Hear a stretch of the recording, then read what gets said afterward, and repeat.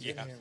To lose $1,000 to $3,000 Yeah, I'd be a little leery of that, putting fiberglass in there with it blasting them rocks. for concessions. right? I'm I not would sure. be. Well, now you lose all And them they're rocks. unionized. Yeah. So now everything has to Yeah, settle out. so like that would. Oh, well, you know what it is when you blast rock. And this You may is where I crack them was over there, even if you sharing. don't, maybe you don't pull it This is out. where I but wasn't if sure. it's cracked and it's loose. May not sell tickets for any attraction or university It's Mother campuses nature, in the nature excessive will number kill all of the seats. So, Hello and welcome. Calling the Committee of the Whole meeting to order. Thank you, Mrs. Eberly. Three presentations tonight, board members. With the closing of the school year coming about us, I wanted every building to have an opportunity to be in front of you with something that they're proud of. And so we have Nancy Grayson and G Blues here with us tonight. First up, we'd like to call Nancy Grayson up to the front, please, to talk about, oh, they just came in. That was good timing. Thank you, Mr. Eastman. Yep, thank you for having us.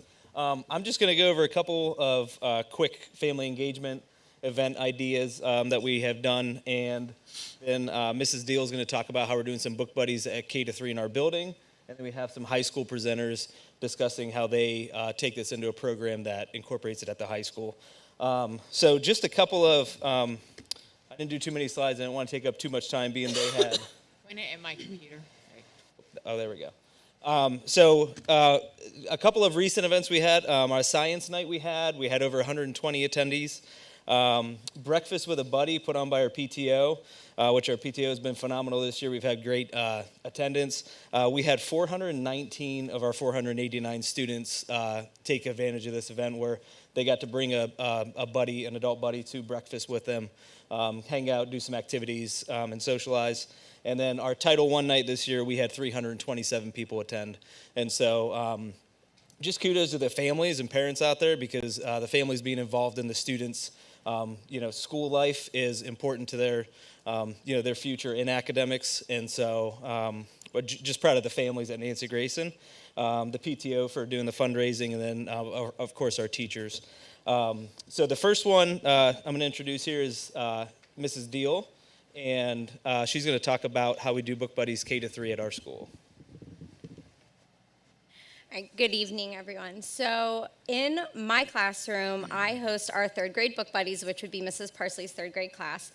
And we chose to begin our book buddies or our learning buddies to facilitate the older kiddos coming down and working with the younger students. And it began with just reading to one another, and we sort of developed further into practicing different phonemic awareness skills, doing writing activities, and then most recently, our third graders were working on being publishers. For one of their ARC units, they got to present stories on tornadoes. So our students, prior to them coming, got to watch some videos, learn a little bit, and have questions prepared to talk with their buddies about and really get to learn more about the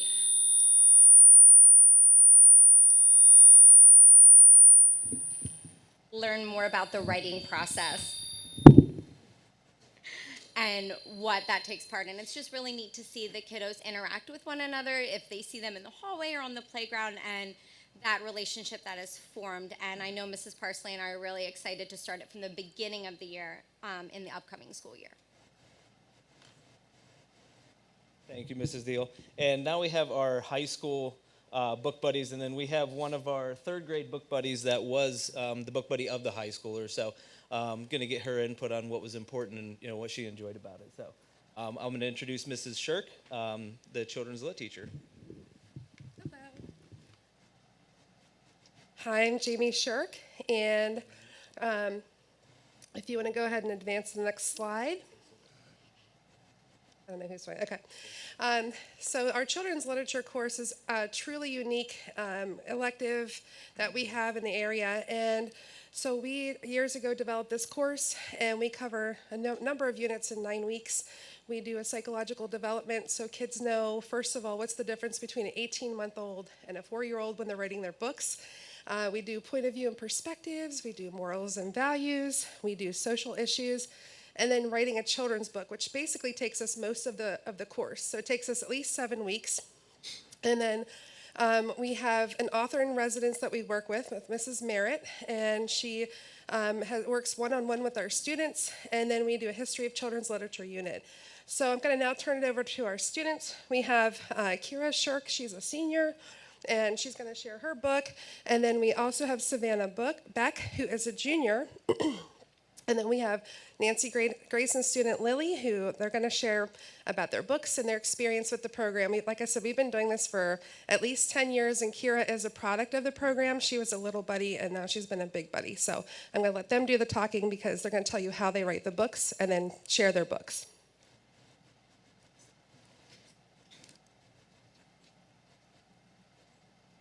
Okay, so basically how it works is the high school works with each elementary school in the district. We make up an initial visit to the elementary school at the beginning of the 9 weeks, and then the big buddies write letters every week to mail to our little buddies, and then by the end of the course, with the final visit, we then read our completed books. All right. So to create a book, what goes into creating a book? We create a story concept, like what we want the kids to learn. We create like something that the kids want to learn, like a moral or a value. And we take that concept and we make a story outline, and we draw the pictures and we write the words on it. And just like a basic kind of just putting it out there just to get the ideas down. And then we start to like write the entire story and edit it and have other people here edit it. We add dialogue. We think of more in detail illustrations. And then one of the final middle stages, we page it out and we read the story through and think about the best places to turn the pages and like what's the kind of scenes we want. And then we storyboard it, and then we think about where you're putting the text in comparison to the illustrations. We then revise it, have others revise it, and read the story to make sure there's no other like mistakes. And then we read out loud to catch any mistakes and work on the flow. We then illustrate, color, laminate, and then bind the books, and then reread them out loud, and we read your story, and then we read it to the children. My story I created was The Tale of a Dancing Bunny, and that's me and my buddy, Kaden. Yeah, it's about a little bunny who really has this dream to become a ballerina. And I took this storyline from like my personal experience and my experience dancing and how I found what I love. So this bunny, her name's Harper, she is talking to her friend Zoe, and she's trying to find what she loves most. And so she tries ballet, but it doesn't quite work out for her. And this is like a learning lesson that little kids can learn through the story, that even when some things don't go your way, you can still find things that work. So then Harper tries different styles of dance. She then tries contemporary dance, and that doesn't quite work out for her. She's like, thinks that's a little hard, doesn't quite fit her vibe. And then she tries hip hop. There we go. She tries hip hop, which I also love. She tries hip hop, and she likes it, but it's still not quite her groove. So then Harper, she's a little frustrated, obviously, because if something's doesn't work out, it's a little frustrating. And then finally, Harper tries tap dancing, and she loves it, and it fits her style of dance that she loves. And this story, in the story I forgot to mention, Mrs. Merritt, our author like in residence, she helps us to create like a story or like, what's it called? It's like, yeah, like a phrase that keeps repeating that kids will remember, and they will, like you can read it to them and they'll remember it and read along with you. And so mine is like, Harper like tapped her toes, flopped her ears, but just wasn't working out for her, something along those lines. And it just helps children to just get involved and help get into the story a little bit. So, yeah.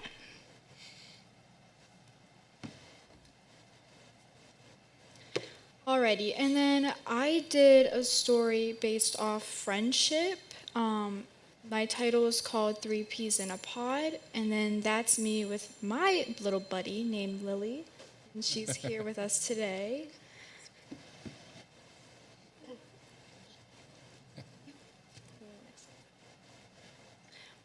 So my first page here is a brief introduction of Abby and Lily at their park, and it's talking about their friendship and how close they are.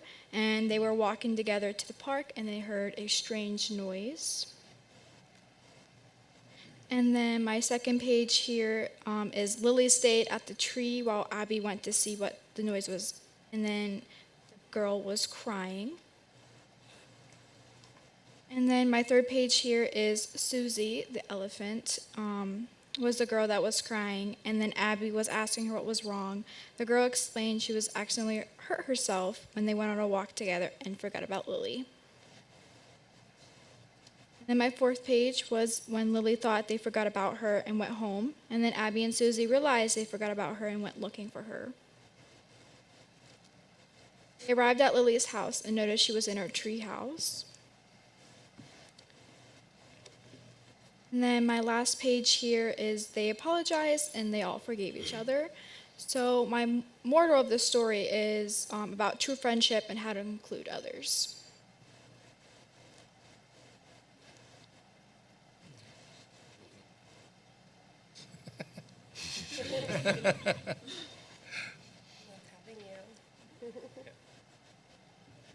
All right. I appreciate your time, and we're just looking for ways to engage our students and make children excited to come to school, and Nancy Grace will continue to do that. So appreciate your time.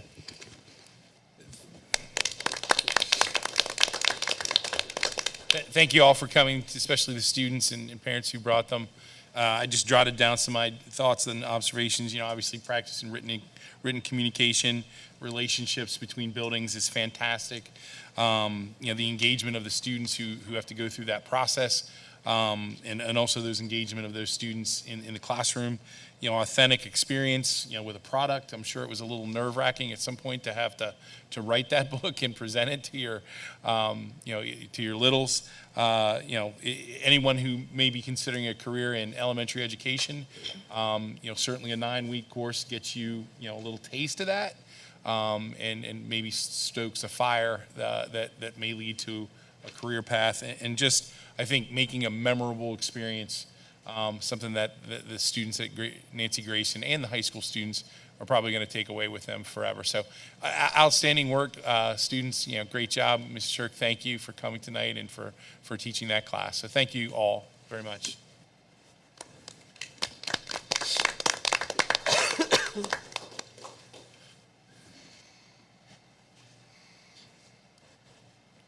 Ms. Garner, I think you might be up next. And I believe you aren't you writing a children's book as we speak? It's published. It's in Published. my car. I have lots of copies. So the students could be you one day. So we're hopeful for that. And they come to our school too, and they do a fabulous job, the high school students. So thank you so much for letting us come here tonight in this opportunity. I am proud and honored to introduce to you Amanda Kirkpatrick. She is the K-8 gifted teacher here at Shippensburg School District. She is a parent of G Blues, and she is the leader and coordinator of Camp G Blues, which is going to be the focus of our presentation tonight. So here's Amanda. And I have to say that my husband's helping too, right? I might get in trouble. I'm not sure if that's going to... So, I'm in PDF right now. So. Okay, perfect. So the purpose of camp, it's been occurring for over 50 years. Even whenever G Blues was Roland Lab School, camp still existed.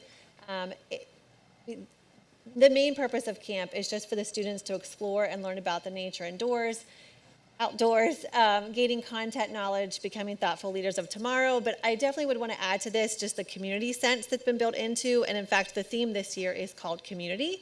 But that's, I think, the focus that we're taking more with this as well. You have to jump ahead for me. Perfect, that works.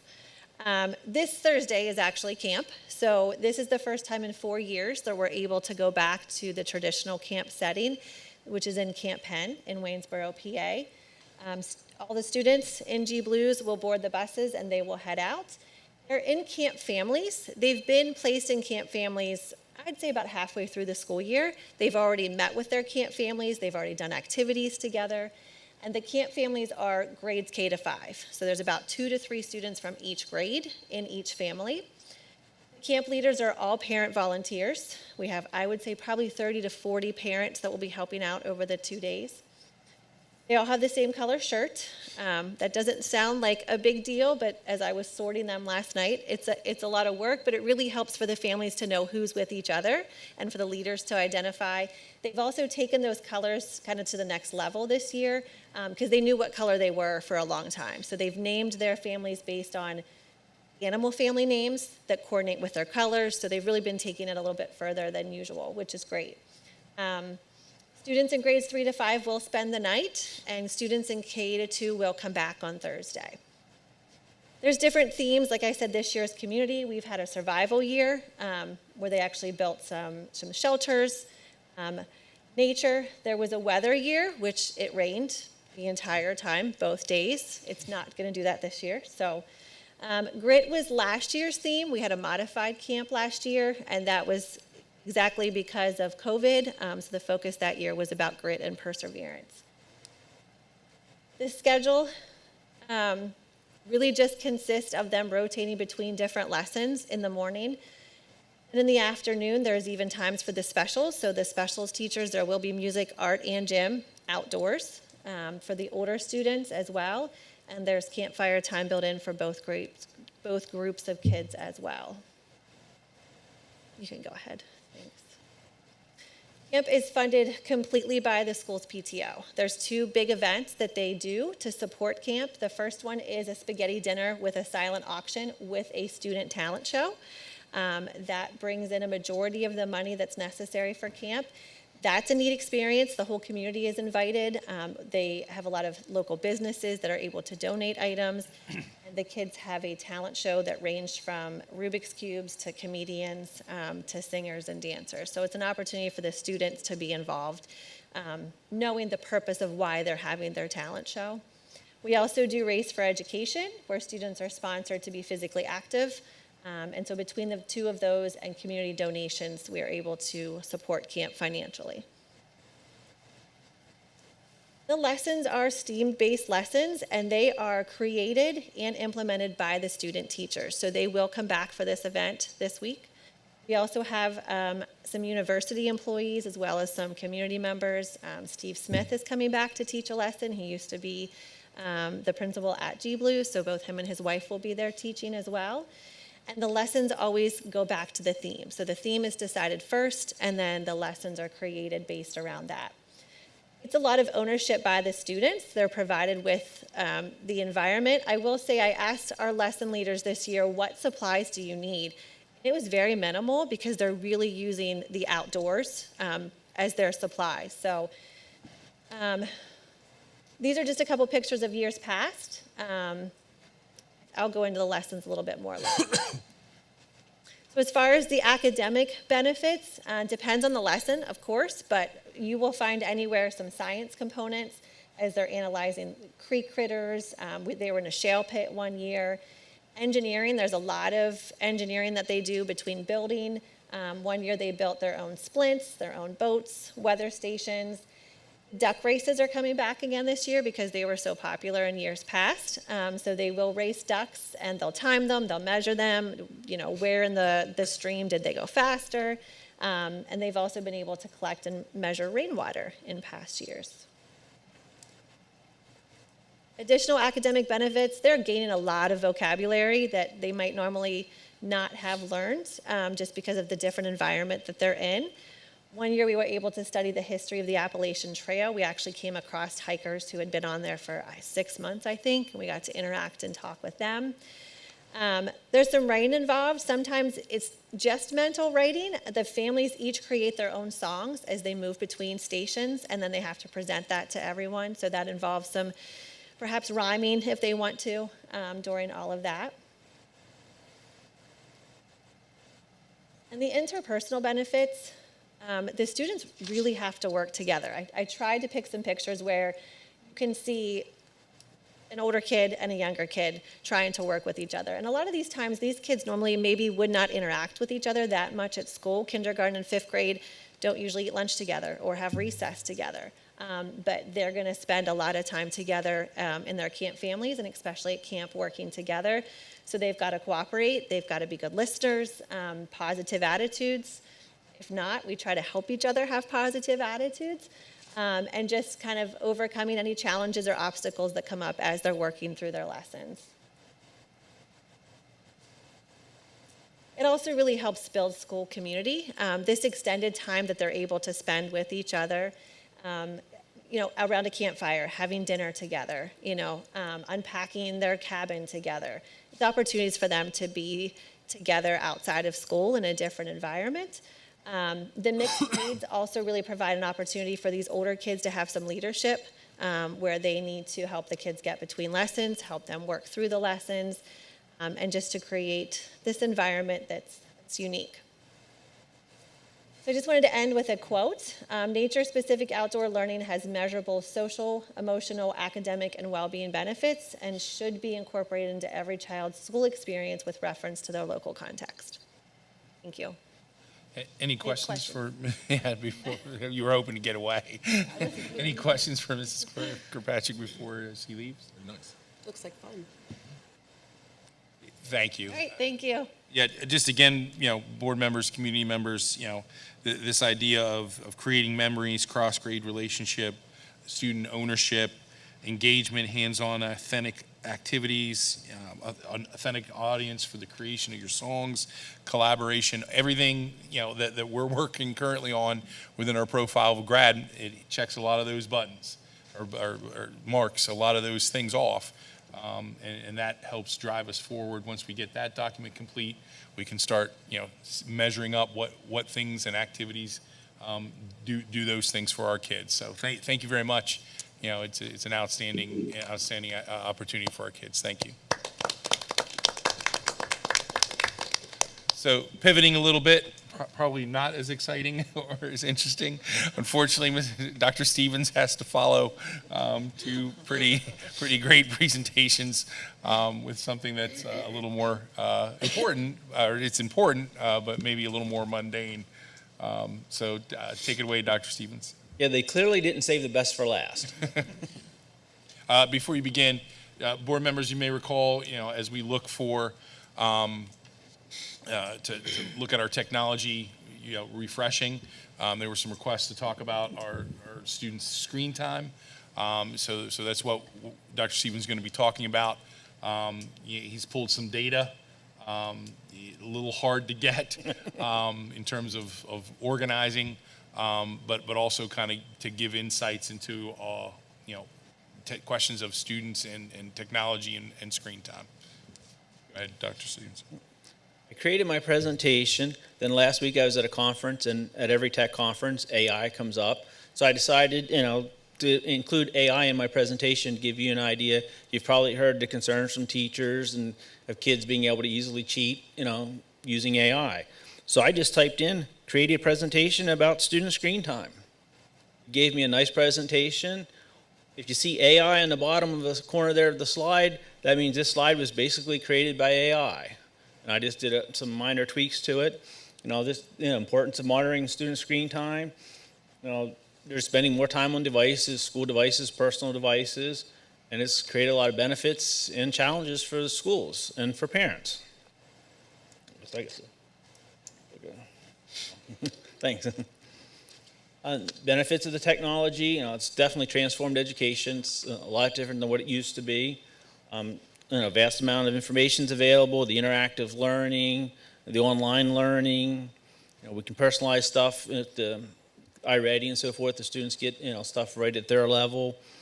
Collaboration between the teachers, improved communication between the teachers and the parents.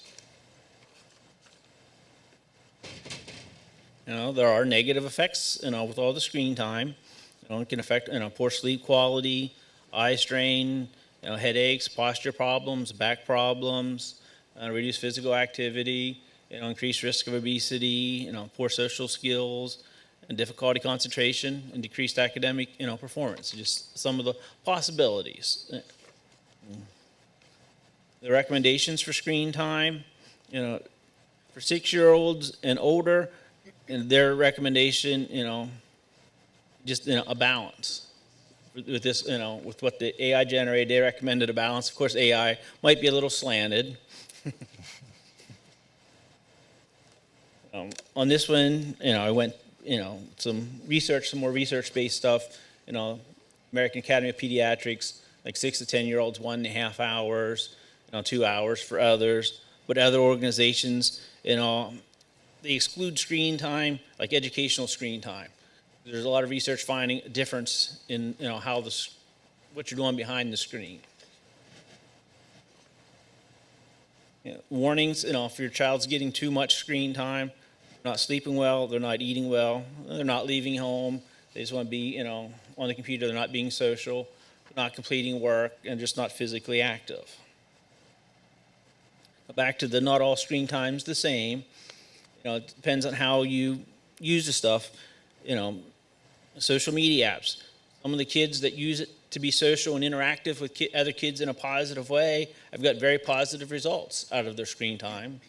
Kids that are the victim of bullying, then it's not a positive impact on them. Doing their homework, is not the same as spending an hour watching TikTok and anything where you're just passively taking in something, not where you're actively engaged in your thinking. For the district, we use GoGuardian. It monitors what students do on their computers. It allows the teachers, to monitor what students are doing while they're in class, help keep the kids on task. It provides us reports and alerts if a student tries to do something inappropriate or, self-harm. They don't provide us the report that we were hoping for with just an average of the screen time. We can pull up an individual child and get how much screen time they're using, but it doesn't give us a nice aggregate. We can't just pick all the 6th grade and so forth. So what I had to do is I had to contact the vendor. They sent me, all the records for March 6th. I just picked March 6th. I couldn't see where anything exciting happened, so it should be a typical day. They sent me 353,000 plus records. Every website every kid went to that day, and if they were there for a second, if they were there for a minute or 10 minutes, it was on there. The problem with the way they sent the data, it's down to the minute they started and the minute they exited. So if they went to the website at 1:57 and 1 second and exited at 1:57 and 59 seconds, that's 0 minutes. But if they went there at 1:57 and 59 seconds and closed it at 1:58 and 0 seconds, so only 1 second, that would calculate as a minute. So the numbers are not, accurate, but they're as accurate as I was able to calculate with what they gave me. So the top row is how much screen time per grade in between 7:30 and 3:30.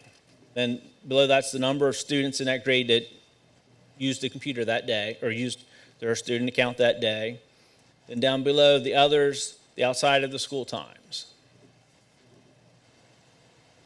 Now this is, anytime they were logged into their district account.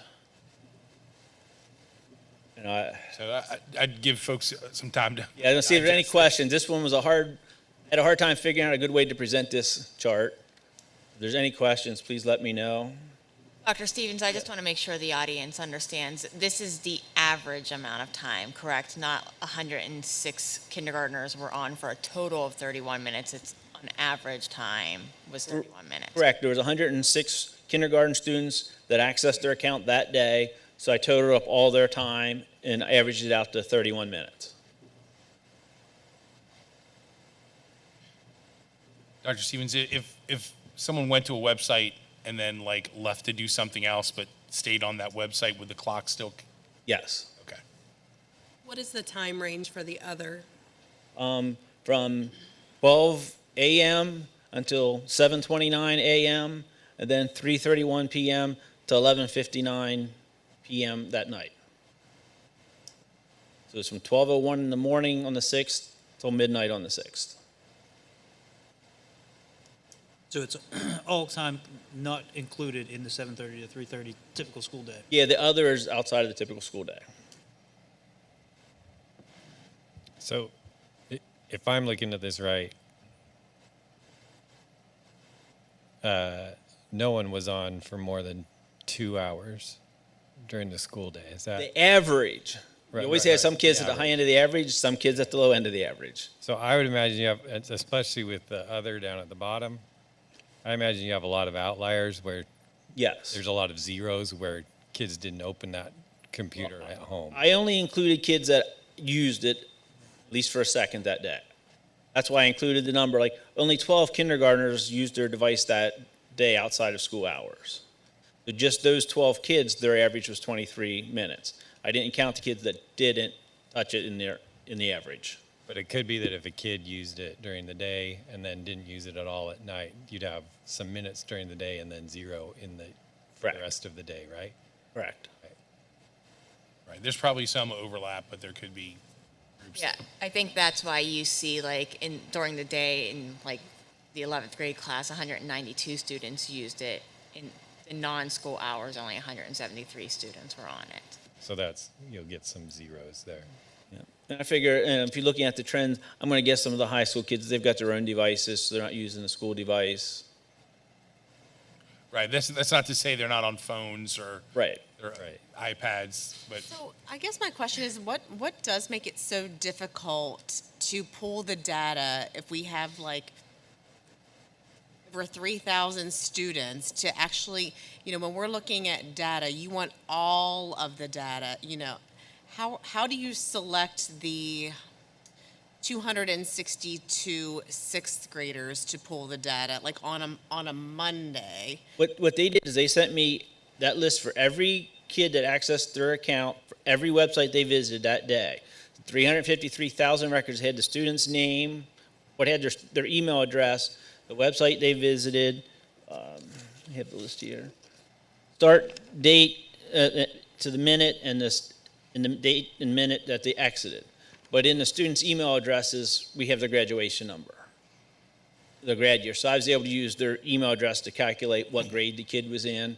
So then I had to, for every website visited, calculate how many seconds they were on that website, or I guess how many minutes. Then group them all by their graduation year, get the unique number of students that accessed it to get the count, and total everything up and divide it to get the average. so those weren't randomly selected. So that's everybody that used it that day. Correct. That is everyone that used it that day. Grade 6. I just told them to give me everything from 12:01 a.m. to midnight. Looks like the 8th graders had a big project due on March 7th. So for perspective, how many sixth grade students do we have? She's got the wrong. Have to look at the enrollment report for that day, but probably I'd say around 270-ish. Yes. 77, very close. Our enrollment numbers also include kids that are in out-of-district placements. If they're in an out-of-district placement, they might not be using our device to be in our count, but they'd be in our numbers, the 278. You have the kids that were, sick that day. When you say account, what does that mean? That's the schoolwork or anything? And they count, like, they count as our sixth grader or whatever grade, but even though they're at a special placement, or whatever their disability is or whatever resources they need at an out-of-district placement. So it would be someone that has a district account or district login. Right. District email. But they don't have to be doing district work, schoolwork. I'm sorry, Mr. They don't have to just be doing schoolwork, they could be doing anything. Yeah, they could be doing anything that our filter doesn't block. Okay.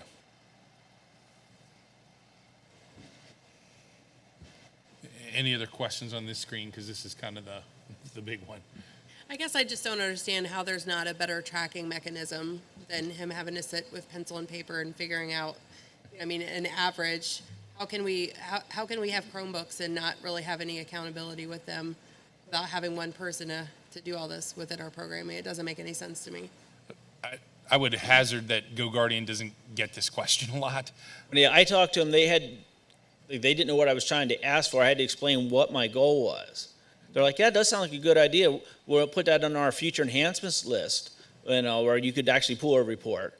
They have no idea when that'll be done. But right now, if you pull an individual student up, you can pick a date range, and their system will calculate it. So their problem is, I mean, for a district our size, 353,000 records in one day, just takes a lot of computing power, because they're already filtering everything in real time. It increases the amount of computing power they need to calculate that report. Yeah, so Go Guardian's not designed to do this. It's designed to basically block and track individual usage. Is that Correct. more accurate? Correct. Yeah, they're more just to prevent for student safety, not for this type of reporting. That's why they don't go to the second; they go to the minute. So asking a vendor that question may, as Dr. Stevens said, prompt them to write more code to get those types of reports if more schools, if more schools are asking these questions. So do we only have 1 day of data? That's all I asked for. I mean, it took many hours in Excel to manipulate the data to get this. I wasn't sure of the format that everybody would want. I mean, I could check with the vendor if we need more, but it was a fair number of hours to get the report. So you did say that we can get the data at an individual level, right? Yes. You know how we'll get reports, about like your kid's BMI or your kid's, like, would it be possible? Our system doesn't export that. It doesn't export. You have to, it's a website you go to, so you have to click on that student's name. It pops up, shows you the top 5 websites they visited, their screen time, if there's any alerts on that student and filtering stuff. It's not something I can just do like a mail merge and generate a report. So I don't think you should do it, but it'd be cool if Go Guardian could give if I got a report back as a parent that said this is how many minutes your kid was on their device in the last month, 3 months, on average, and make Go Guardian do it. You don't need to do it, Troy. But I think that would be a cool thing. That might be asking a lot, but a little kind of electronic report card kind of a thing, I think might be useful.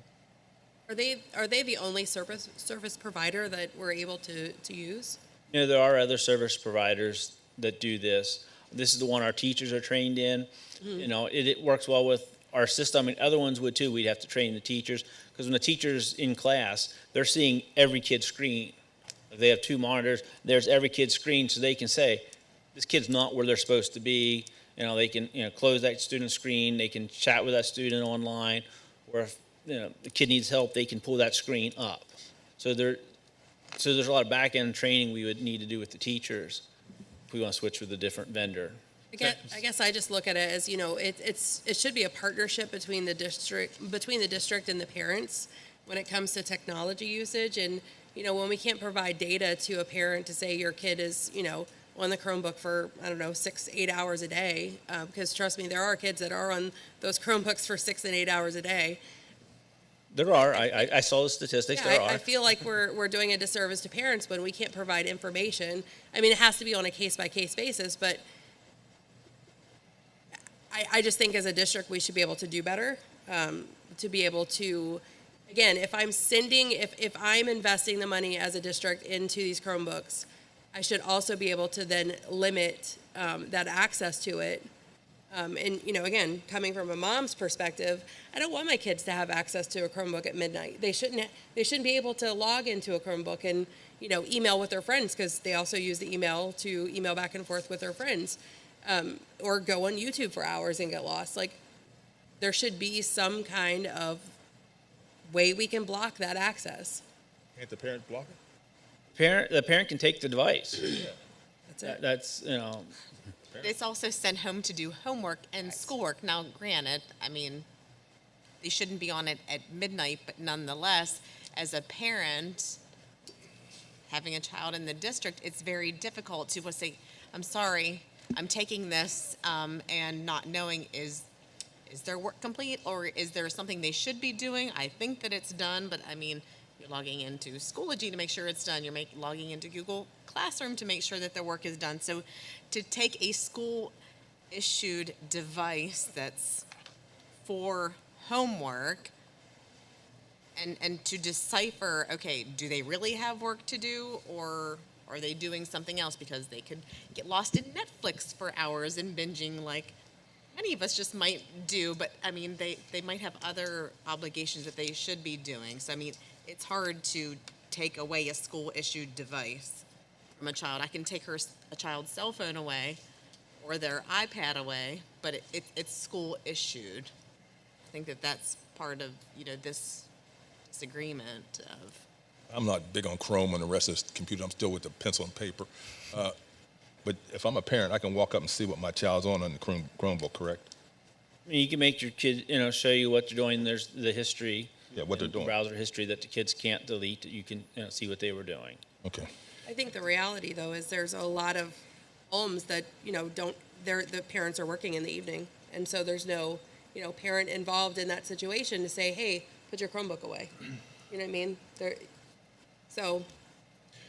Dr. Seaman, do the STEAM filters work for Go Guardian at home? The filters, we had them, a little relaxed at home. We did, go through and tighten up some of the stuff. So Netflix, that stuff's completely blocked. Okay, so we've kind of amped up the. Yeah, we're looking at, increasing it a little bit more. Okay. Netflix currently is not blocked. We have it set so it should be blocked as of last week. We've got many tickets from people, I can't get to it. Unfortunately, like anything else, if you do a little bit of research, there's some options to get around the filters, and they found some holes in Google Chrome, to bypass filters. We're looking at making stuff a lot more restrictive. It'll be the only way we can prevent some of that. So it is a balance between, accessing sites that are legitimate and how tight or loose that is. Otherwise, then the teacher has to find every site that might be relevant and say, okay, kids can visit this site, this site, this site. That puts a lot more work on the teacher if we set it so that kids can only go to approved sites. It's a fine balance in there of how we lock them down. I think a lot of what we're hearing is the same thing that every parent's dealing with right now, is that these electronic devices are just a reality, and we as adults are still trying to figure out how to manage our own behaviors with them, and then we're trying to raise kids who have grown up with them and help them manage their own behaviors with them, and it's hard. And so I love the data. I am kind of a nerd though, and so I would have loved the data. I would have liked standard deviations, if I'm honest. But I think I appreciate the conversation and the presentation, because we're all just trying to, the struggle is real. I'll jump ahead to my next slide. One of the things I've got from, there on the end, from Florence Breslin of the, I don't know how you pronounce that, Institute for Brain Research, screen time's not a new issue. How many years have kids had TV? As soon as they come home from school, they sit down in front of their TV. They get up in the morning, they're watching cartoons. They get home from school, they're watching cartoons. Screen time has been a problem for many decades. It's just, what they can access has changed. But screen time has been, a big issue for a long time. And from what they're finding, depends what students are doing on this. Their example, they had, a family, that's not well-to-do. They're, in a pretty rural area. The kid can't get out to go to the extracurricular activities, can't get to hang out with his friends. Being social online gives that student the opportunity to be with their friends and to socialize and be part of a group. And it helps, for some of those kids, it helps, their mental well-being. Some kids get them with the wrong groups, and it hurts their mental well-being. It's a fine line there. Unfortunately, again, it's back to the parents. Some, and educate, and even for the teachers, educating the districts, some of the positive ways to use the technology, and so that they're connecting in beneficial ways with, friends and outside groups. Okay, Yeah, I won't play that presentation. I was on there, but if you want to watch the presentation, it's about 10 minutes. It's very good on the brain research behind, screen time.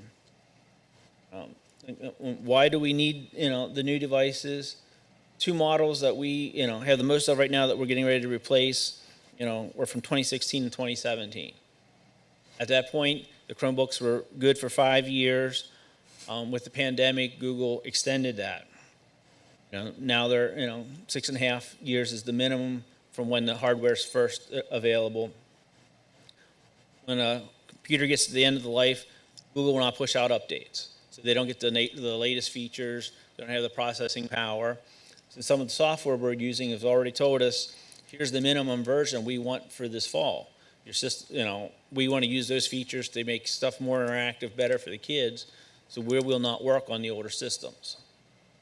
So it's one of them where the software vendors are kind of forcing our hands, to make sure we get the newer computers, so it has the newer features and the better security. Can you go back one slide real quick? Okay. Sorry.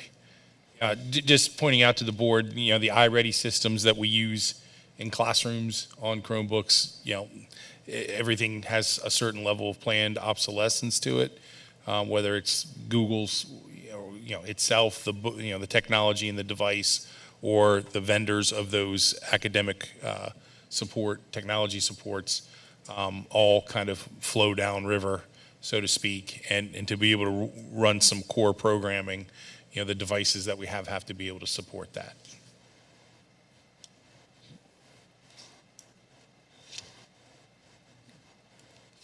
Hold on, I'm going backwards. So, for the Chromebook, our update cycle, there when the pandemic hit, we had enough Chromebooks, with what was available in the classrooms. Then we started, replacing the Chromebooks for every 6th grader and every 9th grader. Then ones we got back, we would cycle down into the elementary schools. We knew when we got in our plan, because we knew how many years this stuff was supposed to be, good for, we were going to hit a year, we're going to have to buy extra Chromebooks, and that's this year. This is the number that, we have that at the same age that are become obsolete.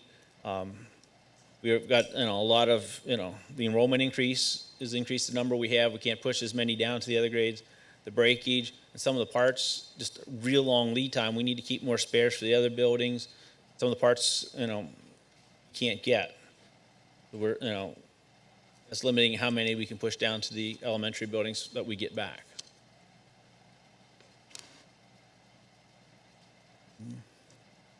And, in conclusion, monitoring the screen time is critical, and it's something that, needs to be done for the well-being of students and their academic success. And we need to set, clear rules and expectations to balance the screen time and other activities. And if we don't get the additional devices this year, then we're not going to be able to use all the software that we've paid for next year. Are there any questions, anything you need me to research to get answers? I don't disagree with your first line there. Monitoring and managing student screen time is crucial, but really, how can you do that when the program that we use doesn't allow us to do it? How can we as a district monitor it and manage it? That's one of all the years, this is the first time that's come up, and that the vendor, they're just now starting to hear, the discussion on that, and that thing on the brain research that I was reading, they're like, this is a new field of research. We're, just now learning different things about this. So it is a new concern. So, gave them the idea, and I will update, from what we had here, like the parent report card, and give the vendor that idea. They say they want to be our partners and, to go with the districts. I will give them that update and see if that's something they can put on their, future enhancements list. Yeah, and contracts expire, and so if we look for a new vendor, to do that, maybe there is somebody out there that is a little bit further ahead in the reporting out, area. At the conference I was at last week, this GoGuardian's main competitor that we've looked at in the past, I talked to them. They do not have this report either. so surprising to me, especially in like the post-COVID world. I mean, before COVID, like I don't think it was. I mean, it's always technology's always been an issue, but I think like we sent the kids home with Chromebooks. You know what I mean? And like now, it is hard to take them away once you've done it. But again, I just feel it's like our it's our place and our role to make sure we're being partners with parents. Well, and bullet point number 2 of setting clear rules and expectations and encouraging a balance of screen time and other activities without compromising their health. During the pandemic, childhood obesity has increased so much. I believe even our own health screenings have showed an increase in childhood obesity and sedentary behaviors. The school district, while it's not our role or obligation, we still have an obligation to assist any way we can to help keep students healthy. I mean, school nutrition is a topic for another day, but knowing screen time, childhood obesity, ever increasing diagnoses of ADHD from staring at screens, because when they're not, they become restless and it's misdiagnosed and children are medicated. I feel like it's this circle that we're now going in, like one is literally leading to another. And I agree with you 100%. I can't say screen times help my waistline and my daughter, and I see she's on the screen too long. Why don't you come out and do something with me? We have to, to do that. I understand. I agree 100%. But the Chromebook isn't the only problem. I was visiting a relative a couple of months ago. They had a daughter and a mother was sitting there. They were sitting on the couch. I was just looking at them. She had her texting. The daughter was texting. The whole hour, they never had one word. Didn't say one word to each other. It was unbelievable. I couldn't believe it. But they didn't miss no texting. Them thumbs were kicking up dust on them phone. So it's not just the thing, it's the phones too. Yep. Causing this problem. Can I add something to your report card idea? To that page, so I can have it in the right spot here. I also wonder if we could just come up with, I don't know, I don't want to get more emails, but if a kid's account would get flagged if they were on for whatever arbitrary number of hours in a day we decide would potentially be unhealthy, that account gets flagged and that the parents maybe get an email that just sort of says, just letting you know your child was on the computer more than the whatever. We would, as a board, probably have to set that policy. And also maybe a red flag if the kid was on like after midnight. Now, I'm sure some of those juniors, seniors, and sophomores, I'm sure they're on their Chromebooks after midnight working on, I hope. They were doing SAT prep courses. Yeah. There was So I'm sure there's some legitimate stuff happening after midnight, but, just a little, like a red flag kind of concern. Yeah, I put that kind down. of a thing. I'll ask them for that. Seems not too difficult. I wouldn't think so, but I'll see. I mean, their system would have to monitor. Isn't there still parental controls? We just have turned that off. There are parental controls we could turn on. Right. What that would allow a parent to do is, at this time, their account's no longer active. When I looked at their stuff, and you can do a little bit of the filtering to increase what's blocked and what's not blocked. There's not a lot more that the parents can do. There's some, and the main one was that you can set a time, after this time the account doesn't work. Before this time the account doesn't work. So why did we turn that off? Before the pandemic, everything was just for the high school kids. Right. We weren't having the issues. We at the time we figured the older kids, the parents would be able to take control of it. One just never even thought about it. Once we pushed everything out, we'd have to enable the parents part of it, to connecting, to push out all the guardian stuff and do trainings for the parents on how to do that. But I mean, that's a possibility. It's a possibility. I mean, it's just Maybe step in some the of right that's- direction. I mean, maybe that's some of the solution. I mean, then the parents have the control over whether they want that or not for their children. Yeah. Joy, what information is involved for that? Like, what information do we have to give GoGuardian? Let's give GoGuardian the parent's name and their email address. So, I mean, that could be something we could add to the beginning of the year paperwork. Would you like this feature? Or is it all in or all out? It's all in or all out. No, the parents don't have to sign in and turn it on. That's what I mean. Okay, but we could enable it and then in the our beginning paperwork say, do you want this option? Well, it would Or just, do you want information on how to do this? if you want, have if to, you click, you have to upload everybody. you have to upload everybody because it's going to link with Skyward. Okay. The way email addresses change and so forth, and people enroll. So it'd just be an automatic link. We just have to, if you want to do it as a parent, go to the website right here, and here's a video Okay. on how to do it. So it's more of a push out of information if they want Yeah. to. Okay. I mean, for the major internet provider in this area, there's a pretty good app that you can use at home too that will turn off your Wi-Fi at a certain amount. That's when my kids go to bed.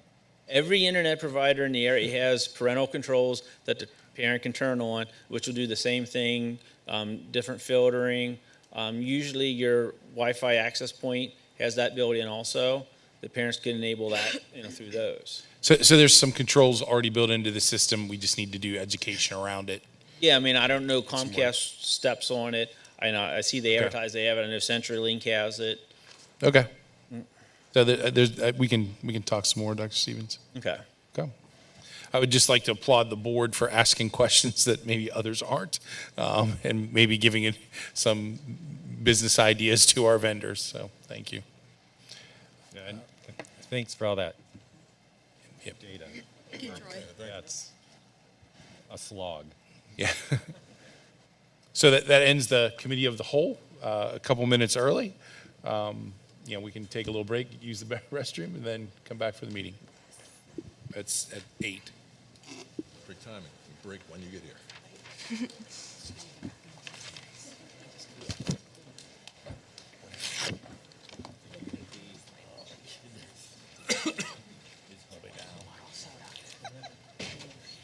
Watching the board meeting. Sherry, are you getting the sign-in sheet? You go in the bathroom or sign-in sheet? I'll grab the sign-in sheet.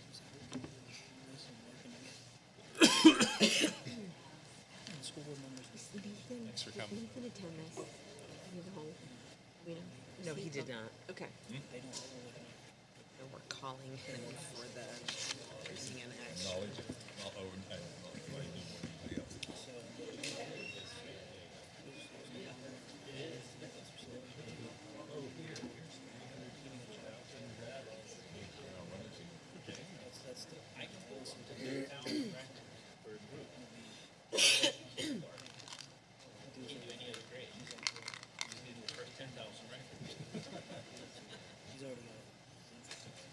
There's only one person.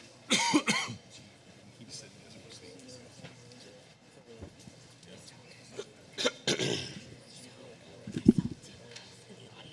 Reminded me of this email that sent to the bottom. So this was that email like we got over the naming of the court. Like, I don't know what our next steps are. Like I got it because policy says to send it to me. But like when I read the policy, it says, Isn't it on the agenda? is it on the agenda? I believe it. Okay, thank you. Let me take it. Pretty sure. Because it says something about the naming rights committee. Oh no. I gotta run to the bathroom. Good. I didn't have a chance to. What are you? A little busy. How are we gonna, this is the action agenda, how are we gonna vote this? What's that? What we doing? All they wanna know, this is the maximum parameters, the resolution revised, it's a roll call. And this is what they're gonna say we want. I want all that, but that's not enough to even hold a student body. This is stupid to me, we don't put the utilities and all the building stuff in for the future, will not be installed. I thought that was the thing it was gonna be. I thought that was gonna be I'm done. voting no for this. Me too. Because I don't agree with that. He stood right there and said we would get. Then he could pipe off him later. Why you wanna dig it up again, that's the whole thing. You're gonna dig it up and then plant grass and then dig it up again. That's right. Ask a question. I'm asking you too, me too. I agree with you. That's not what was told.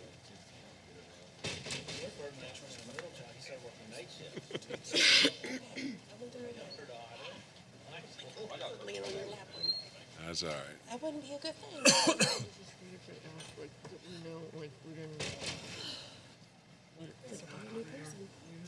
Hmm? Does that feel like a brand new person? You ready to go now for another couple hours? I don't know about that.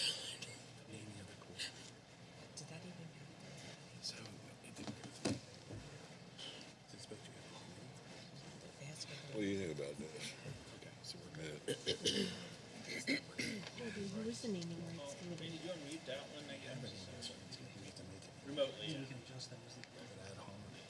What's this mean? Until somebody speaks. Until somebody speaks, and then we need to schedule a committee meeting. You can adjust that, and I think it's we're not to put the lead in for that. Oh, okay. You're dug up.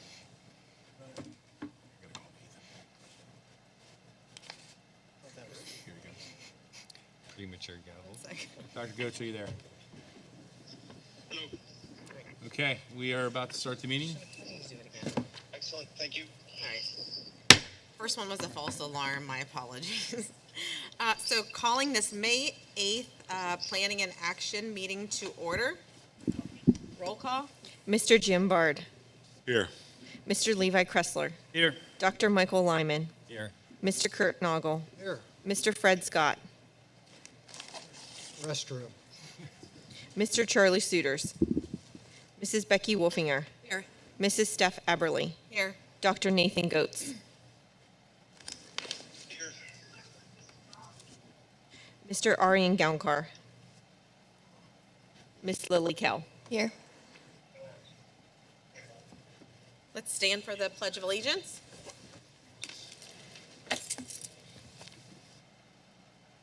I pledge allegiance to the flag of the United States of America and to the republic for which it stands, one nation, under God, indivisible, with liberty and justice for all.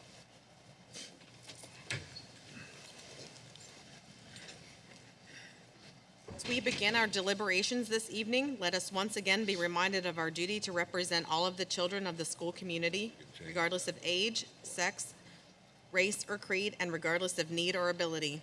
This meeting is being live streamed and uploaded to the district's YouTube channel. May we now have a moment of silence to reflect on our thoughts, plans, and actions on behalf of the students in the Shippensburg Area School District.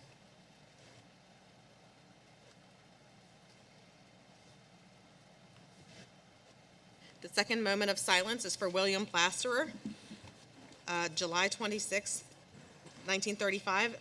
He passed away April 21st, 2023. William was a 1953 graduate and past school board member who served for 12 years. Gary Long passed away on April 29th, 2023. He was a 1958 graduate. Is there a motion to approve tonight's agenda? Motion to approve. Fred Scott seconds. All in favor, say aye. Aye. Aye. Citizens' comments. There are 2 people signed in. No comments. Anyone wish to comment on an agenda item that hasn't? Yeah, there was somebody in the back. Yeah, sir?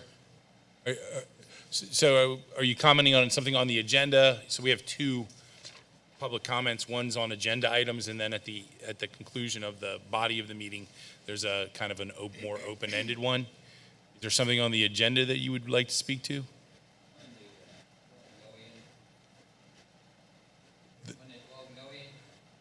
The bond. The bond, okay. That's on the agenda, so if you want to come forward. 12? Please identify yourself by name and address and indicate which agenda item you are speaking about. Address all comments to the board as a whole and make sure that you are in the form of a statement. Questions will be taken under advisements. Responses to questions will be offered after due deliberation and will be provided by the superintendent at the direction of the board within a few days of the meeting. You'll be allowed 3 minutes for your comments. Comments relative to private student matters or personal issues should be directed to the appropriate school authority outside of the meeting. The presiding officer reserves the right to interrupt or terminate a participant's statement when the statement is too lengthy, personally directive, abusive, obscene, or irrelevant, or not related to an agenda item. Thank you. Thank you. Rodney Rice, President in Shippensburg School District for about 35 years. I graduated 3 children from here. When I read the notice in the paper with the 12 million bond issue, I was floored. And I called one board member, and I see he's not here. But anyhow, that the board and the school district is going to spend, I think, like $5.4 million on a stadium, ball field. I don't think that educates students. You take old people. I'm 71. I don't consider myself old, but being in real estate, I see a lot of old people that can't make ends meet. And you're going to raise their taxes. There's no way around it. For what? Because you want to be better than the next school? It's totally ridiculous. I think the board would most likely has the right to put it out to public vote if they want you to spend the $5.4 million on a stadium.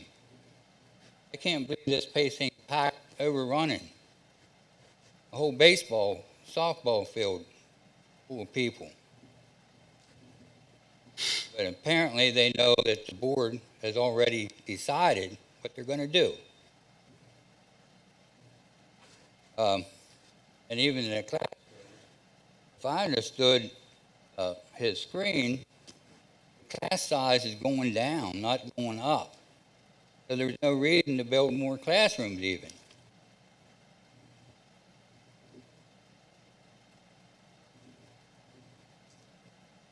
Thank you. Thank you, Mr. Rice, for your comment. Moving on to student representatives. Ms. Kell? She just said thank you. You just said thank you. Thank you. Saturday was prom. The theme was Dancing Through the Decades, focusing on the 20s, 50s, 60s, and 70s. Special education track and field is May 24th. Juniors and seniors are welcome to volunteer. This week is Teacher Appreciation Week. Students are welcome to thank their teachers on Channel 74. The Woodworking Club is hosting a car show at the high school on May 20th. Students are welcome to pay $5 to enter the car show, and all proceeds will be going to Woodworking Club. AP testing has been in full swing for the past 2 weeks and ends on Friday. Selected students are going to Hershey's Children's Hospital to learn about Minithon on May 10th. On May 11th, students are welcome to go to Senator's Business of Baseball field trips, where students can learn about tourism and hospitality careers at the Senator Stadium.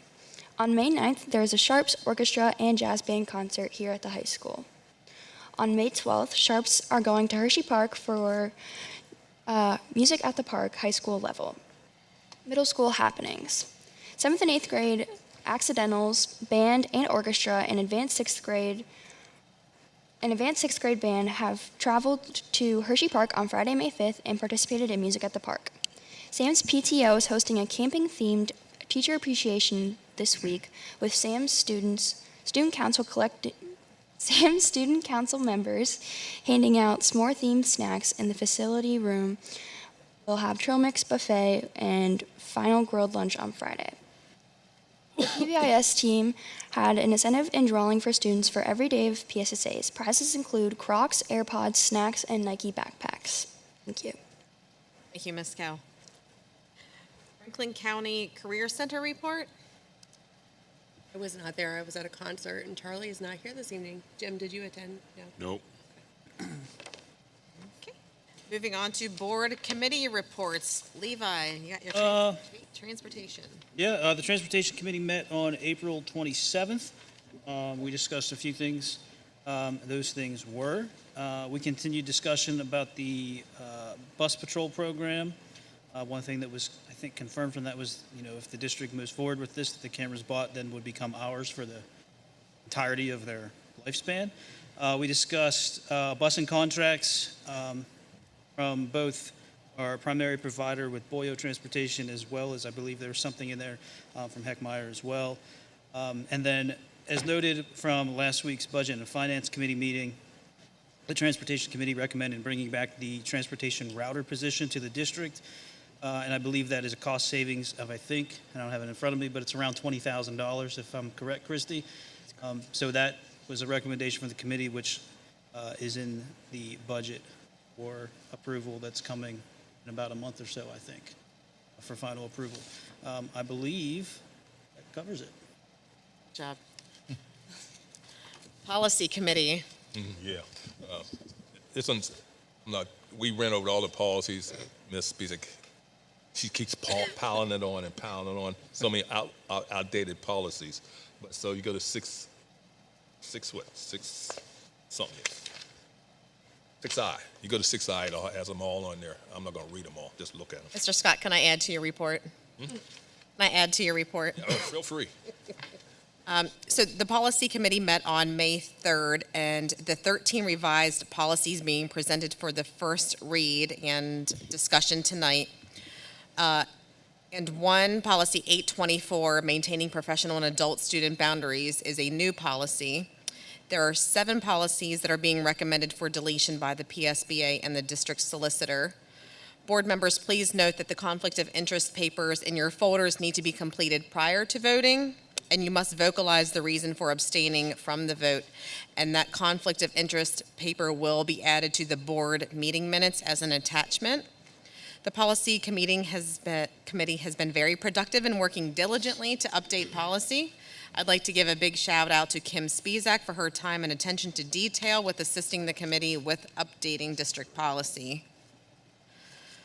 The Safety Committee met on May 4th with Triangle Communications. They presented their Avigilon Control Center software. The Avigilon technology includes high-def video surveillance, including facial recognition, appearance search, license plate, watch list, watches, unusual detection events, unusual motion detection events, motion events, and alarms.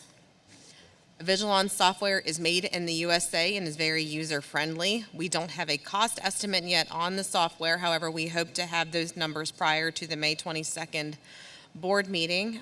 This software is top-notch, very impressive, and delivered the wow factor. We're excited to get some numbers and finally move forward with the district camera project. So right after I wrote this, we had met with Verkada, and they presented some of their software as well and have a lot of those same features. And they have an estimated cost, but not like the hard numbers. So we are also looking to get those numbers as well, and we hope to have a recommendation to the board by the May 22nd board meeting. We have one more company, right, to talk to? That's I'm 3. sorry? We have one from Siemens, Verkada, and Triangle, so that's 3. Okay. Yep. Moving on to the finance report. We had an outreach committee meeting. Sorry, It's okay. Mrs. Wolfinger. It's okay. So Outreach Committee met on April 25th. We worked on the foundation and kind of layering the foundation of the profile of a graduate, right, Bill? Correct. So I just wanted to give a shout out. There were around 50 people here that attended, from administrators to parents to a couple of little students were here as well.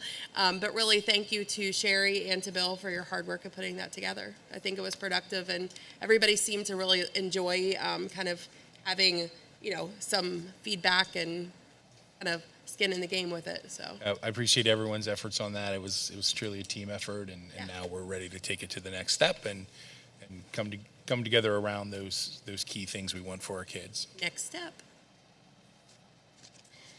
Now, Mrs. Lynn, for the finance report. Sure. So I just wanted to update the board on our credit rating. And so every time we go to borrow, there's an independent agency that analyzes the district's credit worthiness, and they provide a credit rating. And then that credit rating will drive out the interest rate on our borrowing. So just thinking of your personal finances, it's similar to like a credit score. So I put some information in the agenda this evening, just informational that you can read on your own, but just to note that the credit rating range can range from AAA to D. Those ratings with a AAA to a BBB symbolizes an investment grade rating. So once again, we received an A+ rating. I put the history of our ratings on there from 2011 to the current rating of 2023. I've also attached the report from the credit rating agency for your review. And again, there's some links there if you want to understand the credit rating process. That's all I had this evening. I would just say kudos to Christy for keeping that A+, so, and her team. So thank you, Christy. You're welcome. Superintendent's report. Two items tonight. Enrollment, we are inching up ever so slightly, as predicted. At the elementary level, 1,092 students from K to 3. Fourth and fifth grade, 559 students.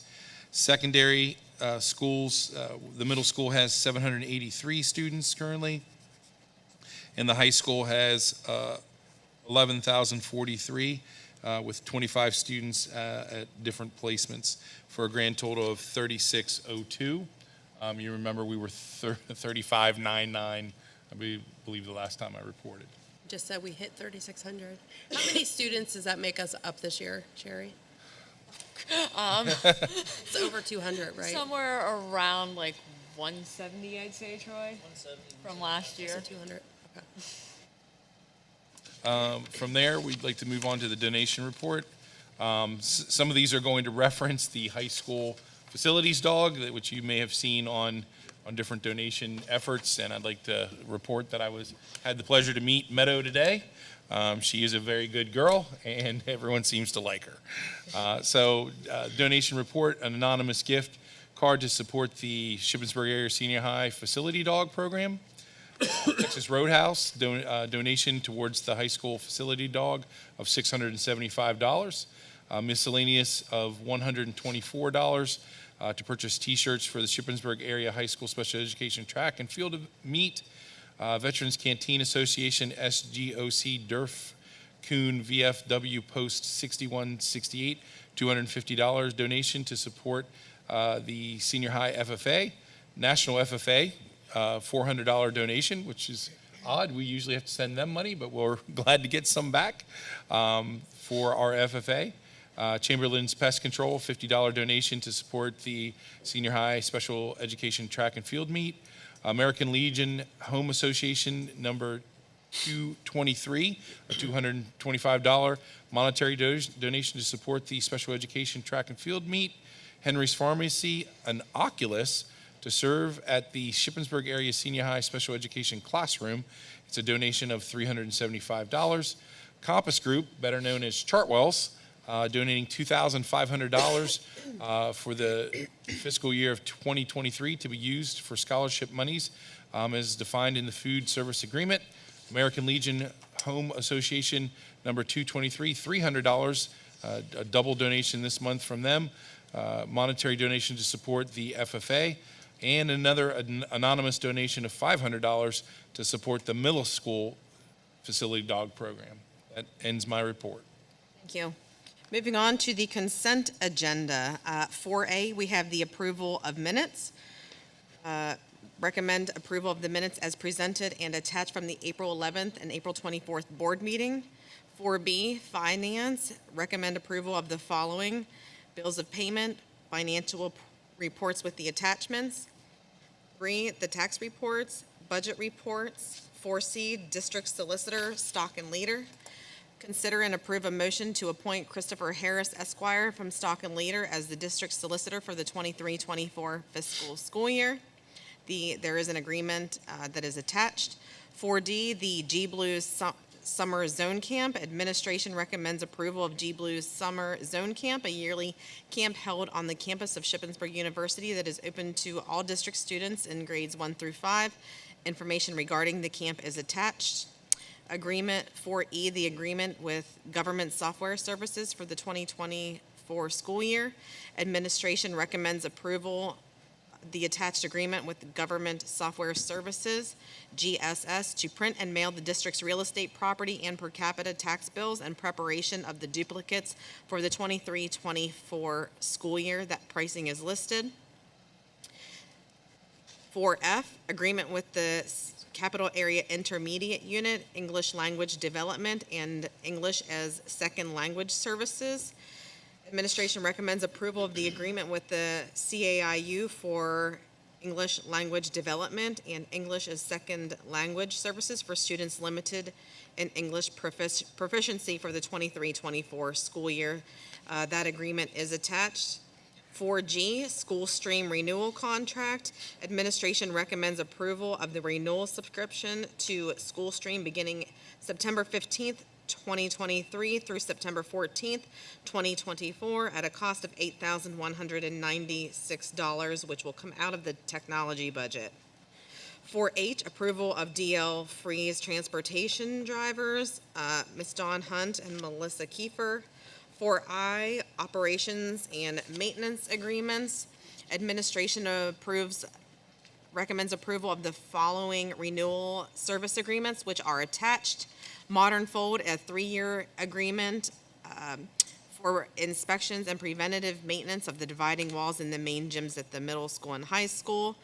Berkshire Systems Groups, a 3-year renewal agreement for inspecting, testing, and maintenance of the fire alarm systems at James Byrd and Nancy Grayson Elementary. Johnson Controls, a 5-year renewal agreement with Johnson Controls to inspect the fire alarm system at the intermediate school. Eastern Time, 5-year renewal service agreement with Eastern Time for the fire alarm monitoring services at the middle school and high school. Velocity EHS is a 3-renewal contract to provide mandatory tracking, updating public accessibility of our material safety data sheets for all chemicals used in the district. 6, Ash Enterprises is a 2-year agreement to conduct annual preventative maintenance to the high school planetarium. 4J, personnel, professional and support staff. Administration recommends approval of the following resignations, FMLA leaves, new appointments, and summer school positions. Is there a motion to approve items 4A through 4J? Motion to approve. Is there a second? Second. Discussion? All in favor, say aye. Aye. Opposed? Aye. I forgot to say aye. Sorry. 4K. Administration recommends approval of the following transfers. Mr. Jeremy Eastman, principal at Nancy Grayson Elementary School, to Assistant Director of Student Services at Shippensburg Area School District. No change in salary, effective July 1st, 2023, replacing Bethany Bridges' resignation. Number 2 is Matthew Floor, principal at James Byrd Elementary, to Assistant Principal at Shippensburg Area High School. No change in salary, effective July 1st, 2023. Is there a motion to approve 5K? Motion to approve. Second? Second. Discussion? Yeah, I have one. Yeah. Who's going to take Eastman's spot when he leaves? So we will have the unique opportunity to post 2 elementary position principal jobs. We'll look and expect to get a healthy pool of candidates, and then we'll select the best fit for each building. Will they be chosen before, this won't go into effect till when? So they'll go until July 1st, Mr. Scott, and then we'll work out a transition plan, which is always fun when you have to train or help someone while you're learning a new job. But we'll make it work. And Mr. Floor, he's the high school principal at James Byrd now, right?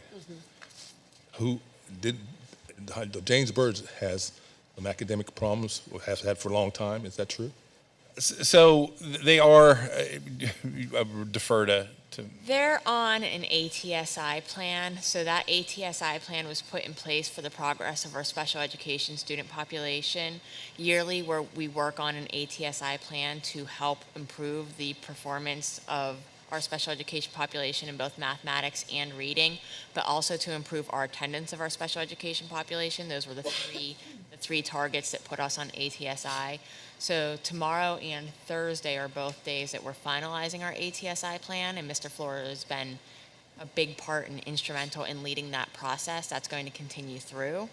And what is nice is Mr. Floor will still be within the district, so he can help also with that transition moving forward with the new candidate in that position when And hired. just to be clear, that's our special needs population.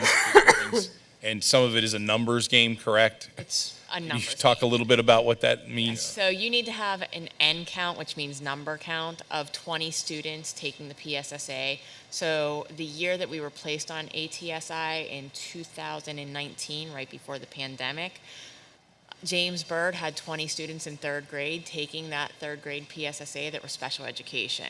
Nancy Grayson only had 19 students that were special education taking that same test. If Nancy Grayson had 20 students, they probably would also be on ATSI. So most districts, if they have ATSI schools, they're for the special education population. So I've been at the IU with Mr. Floor and his team a number of times, and many districts around here have ATSI buildings, and it's for the special education population. Again, for the same 3 hits for academics and math, English language arts, and attendance. He's not the catalyst for the program. He No. just implements. He just implements it. Okay, that's okay. I just want to say to both of them, what an amazing job that they have done within their buildings. I'm there every single week reading to the students of the district at James Byrd and Nancy Grayson, and it's been a pleasure to walk those halls and have conversations with both of them. I think it's going to be a great move to allow both men to grow and fulfill their professional Most definitely. goals. So, awesome. Any further discussion? All in favor, say aye. Aye. Aye. Opposed? Right, moving on right along to action agenda. Item 5A, the new debt 2023 maximum parameters resolution. The administration recommends approval to adopt the revised attached maximum parameters resolution authorizing Shippensburg Area School District to borrow for the following ship-taking shape Step 2 projects: new synthetic turf field, new 6-lane running track, new grandstands, home side with 1,000 seats, visitor sides with 1,000 seats with ADA access, new press box, new field events, paving and related equipment, site appurtenances, new football goal posts and soccer goals, new scoreboard, new fence at the track perimeter, accommodations for future utilities, future buildings, programs. The utilities will not be installed. Other related items required by code, including but not limited to stormwater, erosion control, and parking requirements. High school and middle school designs for Step 3 borrowing. The middle school parent loop, vestibule, and pupil services admin area. Franklin County Career and Technology Center roofing project. So this one's going to be a roll call vote. Motion to approve action item 5A. So moved. Second, Second. discussion? Yeah, real quick, Christy, that last thing that says added in parentheses, that is exactly what you talked about before, about our district kind of, The curveball. yeah, whatever it is, like they need the new roof or whatever, and this is our part of the Right. partnership that we need to, okay. That is correct. So we said that we're going to have to pay that out of cash because of already at the borrowing limits for the 2023 school year.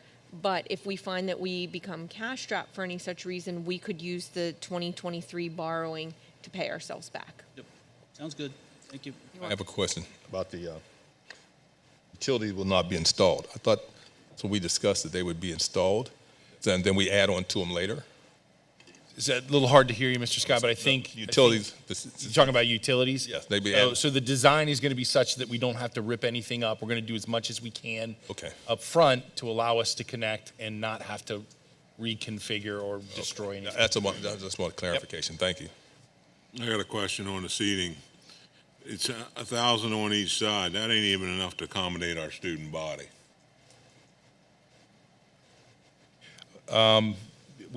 The senior high. You wanted to have a pep rally out there, you couldn't get them all on the seat. You'd have to put 143 over on the other side.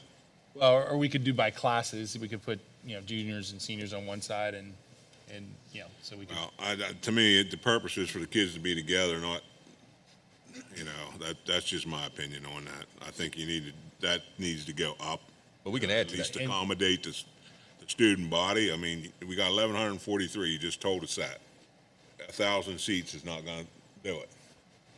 So just remember the next step of that plan is to add 500 more onto the home visitor side. So it's a phased plan in order to get us rolling, that gets us rolling. And then, certainly the next step plans with the stadium through, the donations and executive director's work is to add in those 500 seats, Mr. Bard. Any further discussion? Roll call? Mr. Jim Bard, Yes. Mr. Levi Kressler, Yes. Dr. Michael Lyman, Yes. Mr. Kurt Noggle, Yes. Mr. Fred Scott, Yes. Mrs. Becky Wolfinger, Yes. Mrs. Steph Eberly, Yes. Dr. Nathan Goetz. Yes. Motion carried. 5B, creation of the district registrar position. Administration recommends the board approve removing the district registrar responsibilities from the district receptionist/business office assistant position and creating a new school year part-time district registrar position and a short-time part-time summer district registrar. If approved, administration will work to revise the current job description for the district receptionist/business office assistant and create a new job description for the part-time district registrar positions to be presented to the board at a later date. Is there a motion to approve 5B? Fred Scott, make a motion to approve. Second, Second. discussion? Just, is a registrar at a high school the same thing at the university? It sort of helps with making sure students are signed up for what they're supposed to be doing in that. No, sir, this is incoming new students, getting them in our system and getting them officially stamped to be Greyhounds. So it's a little different. Yes, sir. Thank you. All in favor? Aye. Aye. Opposed? 5C, change orders from East Coast Contracting. Administration recommends approval of the following change orders for the middle school additions. You will recall that these 7 change orders were from the April 11th board presentation. Is there a motion to approve 5C? Fred Scott, make a motion to approve. Second? Second. Discussion? All in favor? Aye. Opposed?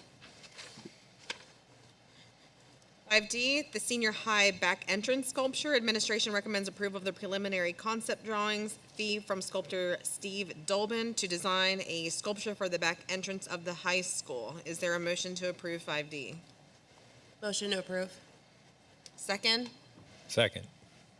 Second by Dr. Lyman. Discussion? Yeah, I have a discussion. We're getting ready to remodel the possibility of high school being remodeled. We know what he's going to make, going to fit what we're going to do. So it's the same, if I'm understanding correctly, it's the same gentleman that did the Greyhound out front. I know. Something similar out back. I've already checked with Mrs. Luffy. It's not in the areas where our proposed additions are going to be. Thank you. All in favor? Aye. Opposed?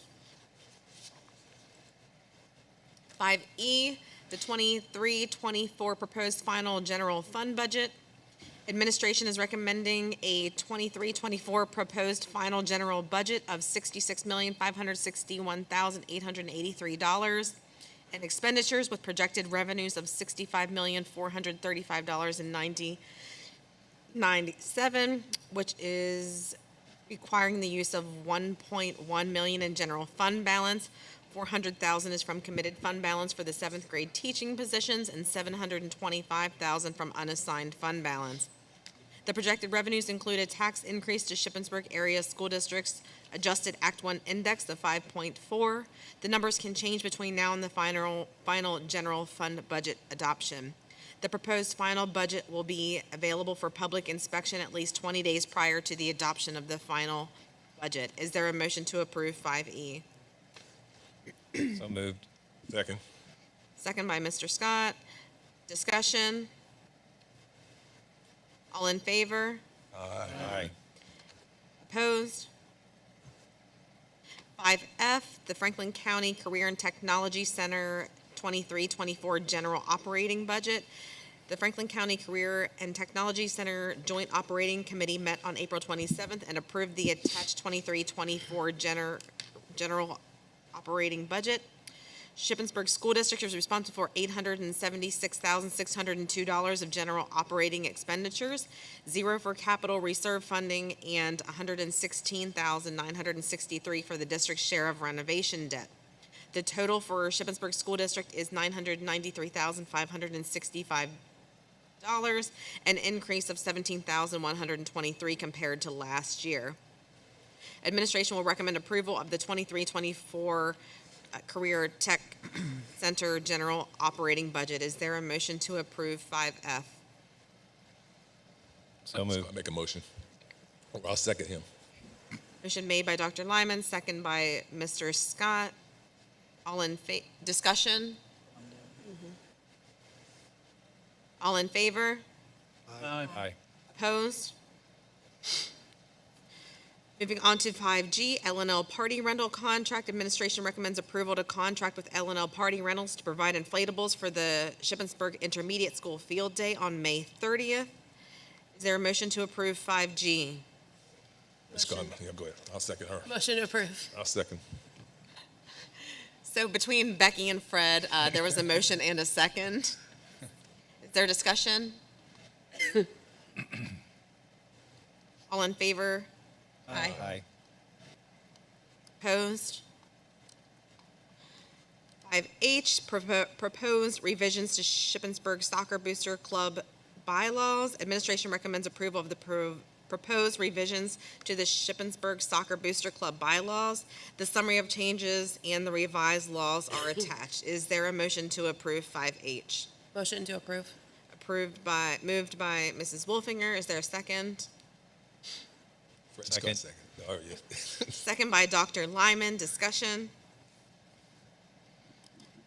All in favor? Aye. Opposed?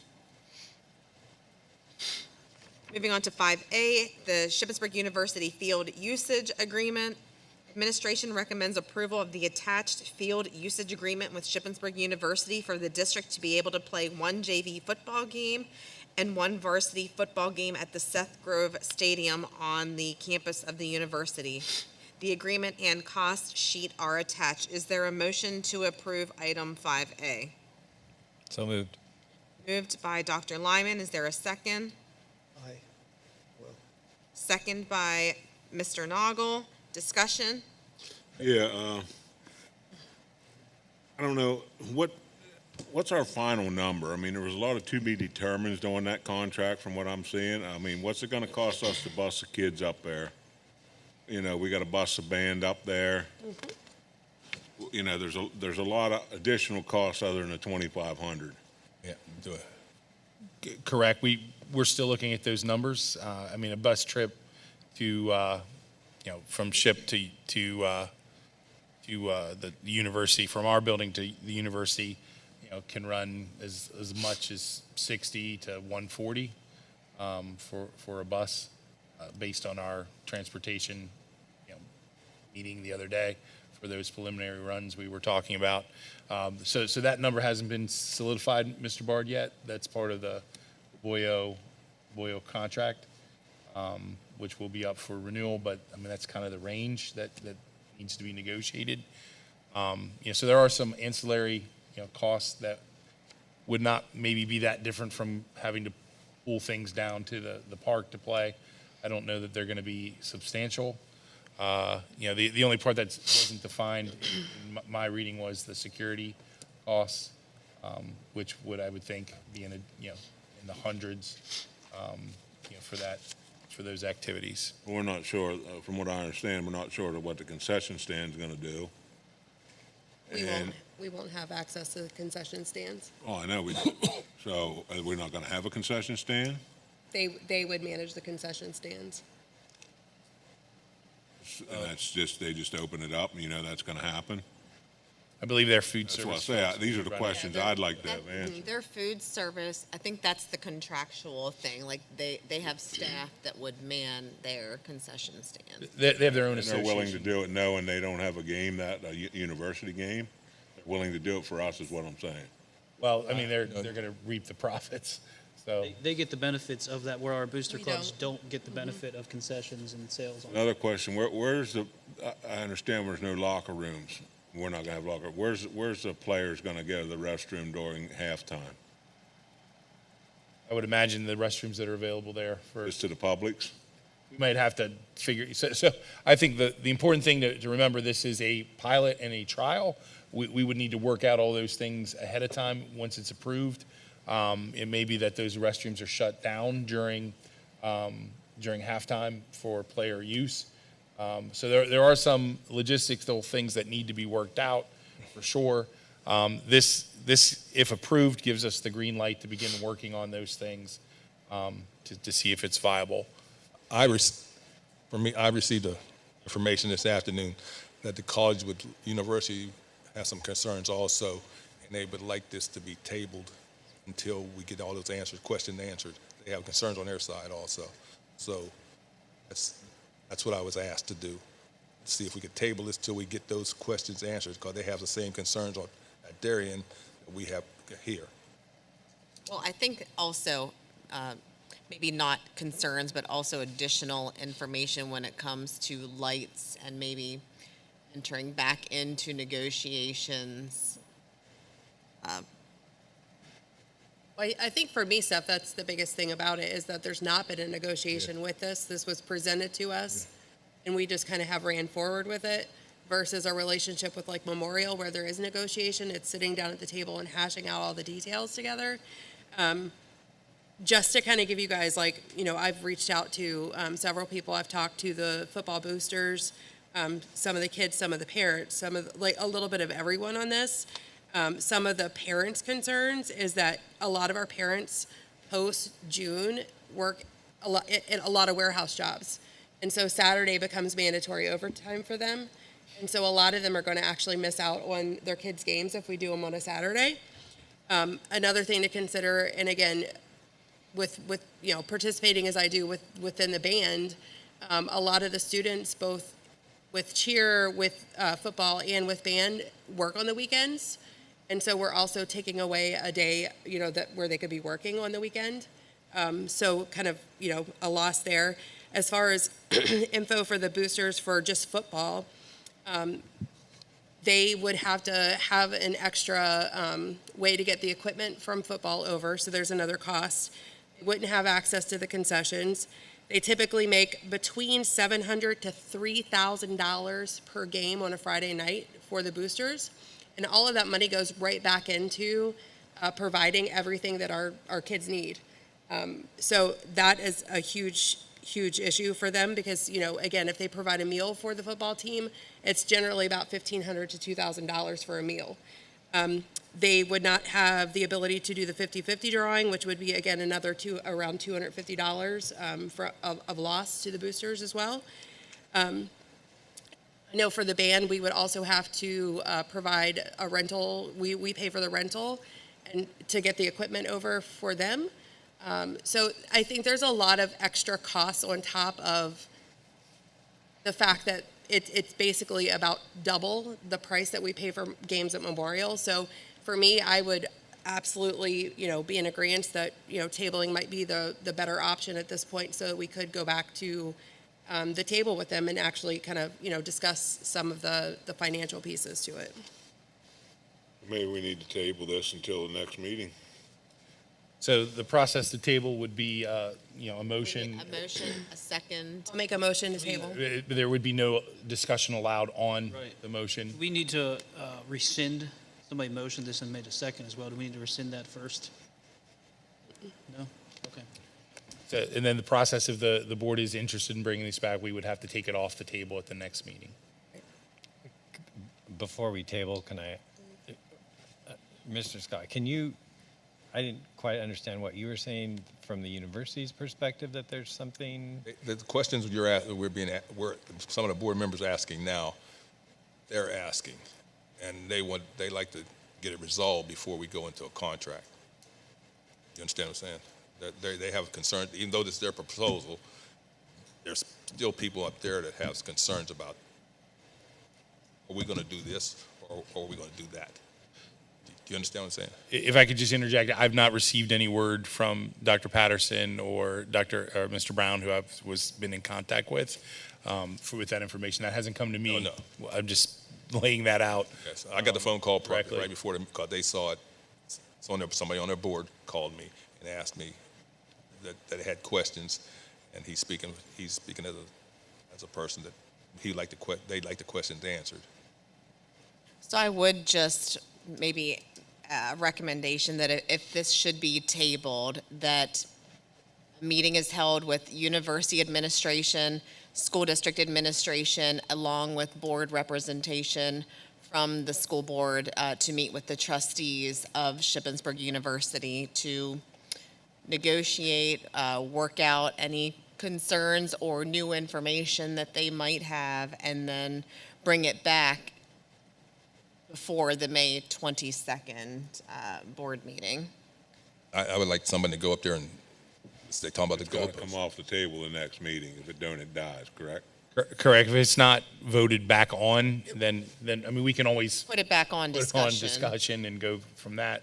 'Cause I mean, I got other questions other than with the university. I mean, it said if the goalpost cannot be moved, they were just gonna leave them there. Well, that's all fine and dandy. But what happens if you come down to the last 3 seconds of the game and they miss a field goal by football width on it, and it's because the field goals weren't wide, the goalposts weren't wide Well, enough? those are good questions to ask to Well, the the staff. PIAA would need to, Sarah would have to find out what PIAA says about that. Sure. My opinion. Those are conversations that, we should have before we would follow through with making this decision in the first place. So I think it's I make a motion to table it. motion made by Mr. Bard to table, Second. second by Mrs. Wolfinger. All in favor? Aye. Aye. Nay. Roll call? Mr. Levi Kressler, Yes. Dr. Michael Lyman, No. Mr. Kurt Noggle, Yes. Mr. Fred Scott, Yes. Mrs. Becky Wolfinger, Yes. Mr. Jim Bard, Yes. Mrs. Steph Eberly, Yes. Dr. Nathan Goetz. No. 6 yes, 2 no, motion carried. 5J, Civil War Day Instructional Day at the middle school. Administration recommends approval of the request from Mr. James Richardson, 8th grade social studies teacher, for the yearly Civil War Instruction Day to be held at the Shippensburg Middle School on May 18th. Is there a motion to approve 5J? Motion to approve. Second? Second. Discussion? All in favor, say aye. Aye. Opposed? All right. The 23-24 per capita tax rates at the May 1st, 2023 Budget and Finance Committee meeting. The business manager presented information to the board proposing to set the per capita collection rates for Sections 679 and Act 511 taxes for the 23-24 school year at $0, not to collect for the 23-24 school year as per attached. Some tax collectors and administration have concerns with the amount of time in collecting and cost for collecting this tax versus the revenue benefit to the district. Below is a summary of what other districts in Franklin County and Cumberland County are doing regarding collecting these taxes. You can see that out of those, only 3 are and the rest are not. Administration recommends setting the collection rate for 0 for these tax for the 2023 and 2024 school year. Is there a motion to approve 5K? Motion to approve. Second. Motion made by Mrs. Wolfinger, second by Mr. Scott. Discussion? All in favor? Say aye. Aye. Opposed? Okay. New level security agreement. Administration recommends retroactive approval of the attached agreement for security at the 23 Sashes prom that was held on Saturday. The Board of School Directors was provided an update regarding this item at the May 1st Budget and Finance Committee meeting. Is there a motion to approve 5L? Motion to approve. Second? Red Scott seconds. Second by Mr. Scott. Discussion? All in favor? Aye. Second? Sorry. Opposed? 5M, approval of the Boyo transportation driver. Administration recommends approval of the Margie Garris, the bus driver for Boyo transportation. Is there a motion to approve 5M? So moved. Second? Discussion? Second, I'm sorry, reading something. Discussion? I guess so each one of these companies, we have to approve their drivers. So they've already gone through the hiring process and have everything, and then they go through our HR to get the federal Quick. clearance. So this is kind of the last step in that process.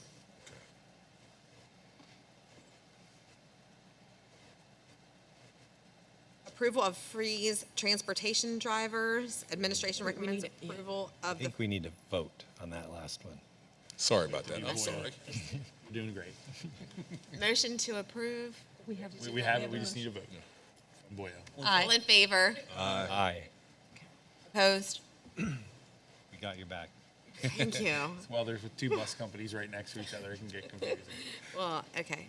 So 5N, approval of Freeze transportation van drivers. Administration recommends approval of the following 2 van drivers for Freeze transportation, Anthony Smith and William DeMoss. Is there a motion to approve 5N? Motion to approve. Second? Second. By Dr. Lyman. Discussion? All in favor? Aye. Opposed? All right, moving right along to discussion agenda. 6A, district camera project. Administration recommends, so I'm not going to go through all of that. We now have 3 vendors who are all providing us some quotes that we will be bringing that recommendation forward. Was there any discussion on the camera? I have it about Siemens. Siemens gives us, it's going to be add 30%. This correct? So, correct, that's an old quote, we're still waiting on them, you know, they communicated to us to add 30% to that cost. You know, you're aware of what the budget is for that, you know, so. So they have a habit of not getting back to us. If it comes time, the other 2 get theirs in a timely manner. They don't, then what? So we would, I think, coming out of committee, pick the one that the committee recommends to bring forth to the board. Okay. And that's the one that would be moved. Okay, thank you. 6B, the repository sale consent. Any discussion on that? 6C, act 80 days on the 23-24 school calendar. Administration recommends permission to add act 80 days on August 24th and August 25th for kindergarten students only. So you guys have already approved this change. What this would do is we would apply the Act 80 exemption for this. Martha Alexander, our amazing PIMS coordinator, secretary, whatever she is, she's amazing. But she found this exemption under Act 80 that we can apply for kindergarten only, which would mean we wouldn't have to go and excuse half the kindergarten kids. Even better. 60. Oh, Yeah, were you sorry. trying to say No, something? no, I'm good. The flexible instruction days, administration requests approval to apply for the possible utilization of up to 5 flexible instruction days for the 23, 24, 24, 25, 25, 26 school years. FID days will be called as early as possible by the superintendent and will follow a 2-hour delay schedule. Any discussion on the flexible instruction days? Yeah, I have to. So I've said before, like I don't, snow day, snow happens. I'm like, kids, go live life, enjoy life. It's a snow day. So someone tell me why this is beneficial and why we should do this. Because as a parent, I like my kid to just live life as a kid like I did. So I just want to know, like, what is the real impact? Or Sure. I think the major one is something kind of unique to Shippensburg, and is that we use the Lohr Center for graduation, and that is great. So if we have to add days at the end of the year, that can get extremely messy. So to your point, I agree. Snow days are fun and memorable, but we have to be wary of instructional time and the number of days of education that we're providing. So we can get jammed up pretty quickly with that, and we don't have a lot. We don't have our own venue that we could easily reschedule graduation to a location. Okay, so I get that, but prior to like COVID, like I don't remember flexible instruction days. So like we've had, I was the first class to graduate from Lohr's in 2006. It was awesome. The previous ones had to use the field house with no air conditioning. We were spoiled from 2006 on. So like that's always been, like, we've always had this So come up, but we've made it work. we still build in some snow days as well. So there is a certain level of like catastrophe. So if we get like a 96 blizzard where we blow through all of our snow days, that's when it would probably come into play, Mr. Kressler. Not saying that's going to happen, but the FID days give us a layer of flexibility underneath that should it happen. And then, Mr. August, you might want to elaborate on this more. I know we had this discussion when you first came on board. Like, we both believe in good old-fashioned fun snow days. Yeah. Thinking about this year when we used flexible instruction days, they were the ice days where, like, nobody's really going out and having fun, but it's like, are you going to burn one of your snow days on one of those days that you might have ice, you might not have ice, err on the side of safety? So, but I do agree, good old-fashioned snow days are fun for everybody. And for the record, I was a rookie, even more of a rookie back then. So, I mean, there's some guidelines around the use of FIDs that we'll adhere to. Because the FID days are supposed to be utilized after your snow days. They can be utilized at the discretion of the superintendent. Now, last year, the calendar had on it to be used after the snow days. That was basically placed on there because the other Franklin County schools had it on there, but PDE doesn't state that you have to burn your snow days first before you use those flexible instruction. Are other school districts keeping FID days? Yes. So doesn't it give you, I mean, I would much rather have a June day than a snow day. And doesn't this make it so families know when the school year ends because it's much more predictable because we use FID days, right? It is. So making those calls is probably like one of the hardest things to do as a superintendent. May not seem like it is, but it actually is. And so I do deliberate on that and try to best guess what type of weather we're getting, whether we can get, kids would be outside, what impact it has. Sometimes the timing of those come into, impact if we're close to a snow day and people have already kind of made plans to get that day off. It can be tricky, so. Any further discussion? 6E, revised job description. Administration recommends approval to the revisions made to the job description for the transportation secretary. That job description is attached. 6F, authorized signatures for district funds. Administration recommends approval of the attached list of authorized signatures for district funds. 6G, authorization for payment of bills for June and July of 2023. Administration will recommend the authorization to pay general fund, capital reserve fund, construction fund, and food service fund bills in June and July of 2023 in an effort to provide an efficient and effective closeout for the 22-23 fiscal year. A complete report will be submitted to the Board of Directors in August. 6H, appointment of the tax collector for the Shippensburg Borough. The district has received notification from the Borough of Shippensburg that they are no longer able to collect the district's share of real estate and per capita taxes. Administration recommends appointing Marianne Shirk as the tax collector for the Borough of Shippensburg, Franklin, and Cumberland counties for the 23-24 school year. This appointment is dependent on the board approving the district not collecting per capita taxes. Ms. Shirk may continue to collect the district's real estate taxes in future years based on her experience in the 23-24 school year or until this position is filled at the municipal election. The district solicitor is drafting a resolution for the board to review and approve at the May 22nd meeting. 6I, future fund balance commitment. Administration will recommend the approval to allow the business administrator to assign additional future commitments for the 22-23 unassigned fund balance. 6J is the 23-24 capital technology outlay. You can see the breakdown for the cost of the Chromebooks.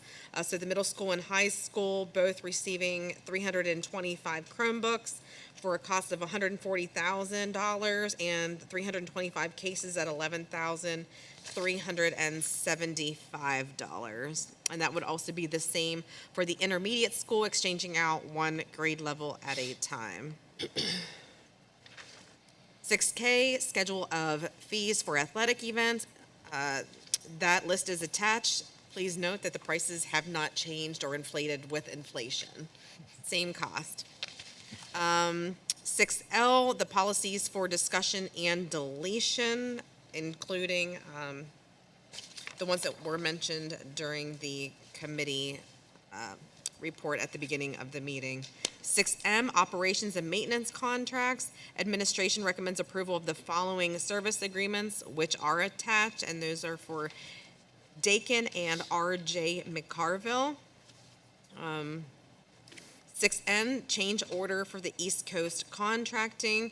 Administration recommends approval of the following change orders for the middle school additions. Change issue GC10, and that actual cost is $19,885.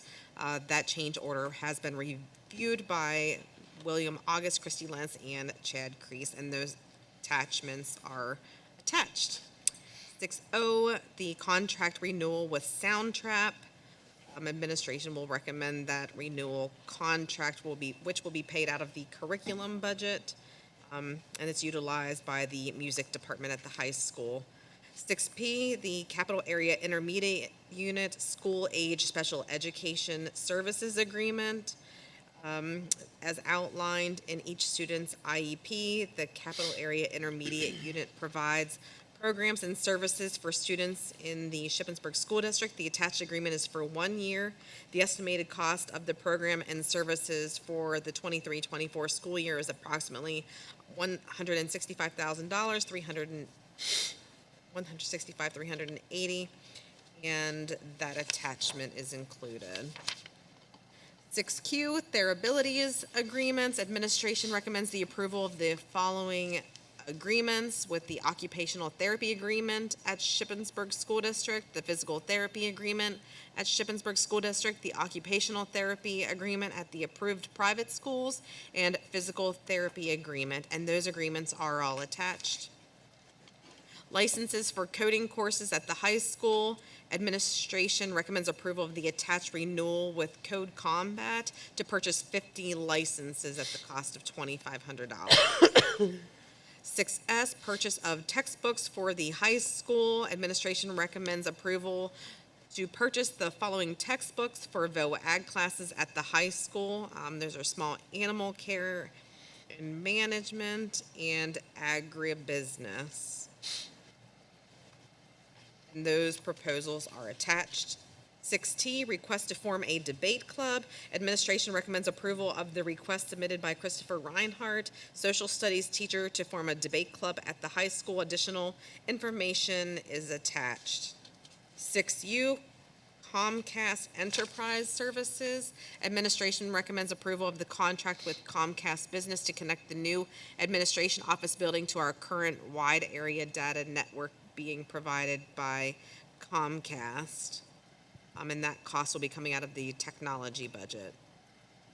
6V, the Mobile Ag Ed Science Lab Agreement for Shippensburg Area Intermediate School. Administration recommends approval of the Mobile Ag Educational Lab, and that is at the cost of $3,000 and will be paid by the School Student Activity Account. 6W, Knowledge Matters. License for new course at the high school. Administration recommends approval to purchase a 3-year license from Knowledge Matters for the newly approved sports and entertainment business course at the high school, and that cost is $1,795 and will be paid out of the curriculum budget. 6X, the Franklin County Career and Tech Roofing Project. Christy had touched on this earlier. I believe we're all pretty familiar with that. Any questions, reach out to Christy. Can we go back to that last one? I'm just very curious. Where is it? What letter was it? Well, there is A W? through Z and double A. I know, there's like so many tonight. Is it W?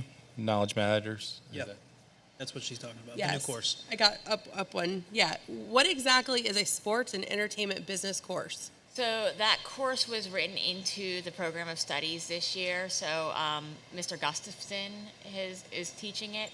So he taught it in his previous district, where it's just looking at the actual business aspect of sports and athletics and how to be a sports manager. So I mean, obviously, it's not like there's college majors on that. It's just a quick preview of that information. I was just curious. What was on? 6Y, the Shippensburg Community Parks and Recreation Authority lease agreement. Administration recommends approval of the 2-year lease agreement with Shippensburg Community Parks and Recreation Authority to lease Memorial Park Stadium. The lease will run from June 1st, 2023 through May 31st, 2025. A copy of the lease is attached. Any discussion? I guess I'll be quick. Sitting in a couple of those meetings and negotiations, I think it was beneficial. I think at the end of the day, everybody kind of was able to work together toward things, good partnership, good community stuff. And of course, like, we're going to be partners in the future on different items. So that's it. Agreed, Mr. Kressler, thank you. Well, do we have an idea of when the feasibility is coming back this month? From K&W? Yeah. So the draft I attached. Yeah, no, I've seen that. I don't know that, so we reviewed it. I haven't received a final copy. I'm assuming not much is going to change. Okay. Is there a way to, I mean, when we talk about some of these unknowns with SU, we know that with this agreement is going to bring more additional expenses to the district, such as the cleaning costs. Do we have an amount above the $30,000 a year of what the estimated cleaning, the lawn mowing fees, and what the security is, like, to kind of lump all of that together, of what that number is? We do. I don't have it on me right now, Ms. Everly. Can we just maybe have that for that next meeting? Sure. Sure. Anything else, guys? I'm happy to see a 2-year contract instead of a 1. Sure. Thank you, Josh. 6Z, the resolution amending section 672.1 of the school code for the multi-county districts. This has been a long time coming. We've at the May 1st Budget and Finance Committee meeting, administration presented information to the board regarding lost revenue for multi-county school districts due to language in current legislation used to equalize millage rates between counties in the 88 multi-county districts. 6AA, the contract with Three Monkeys Inflatables. Administration recommends the approval of the contract for their PBI, for the SACE PBIS, James Byrd Elementary PBIS celebration carnival on May 26th, and that contract is included. Which brings us to citizens' comments regarding non-agenda items. Is there anyone who wishes to speak on a non-agenda item? Okay, moving on to board comments. Starting with which side? Dr. Lyman.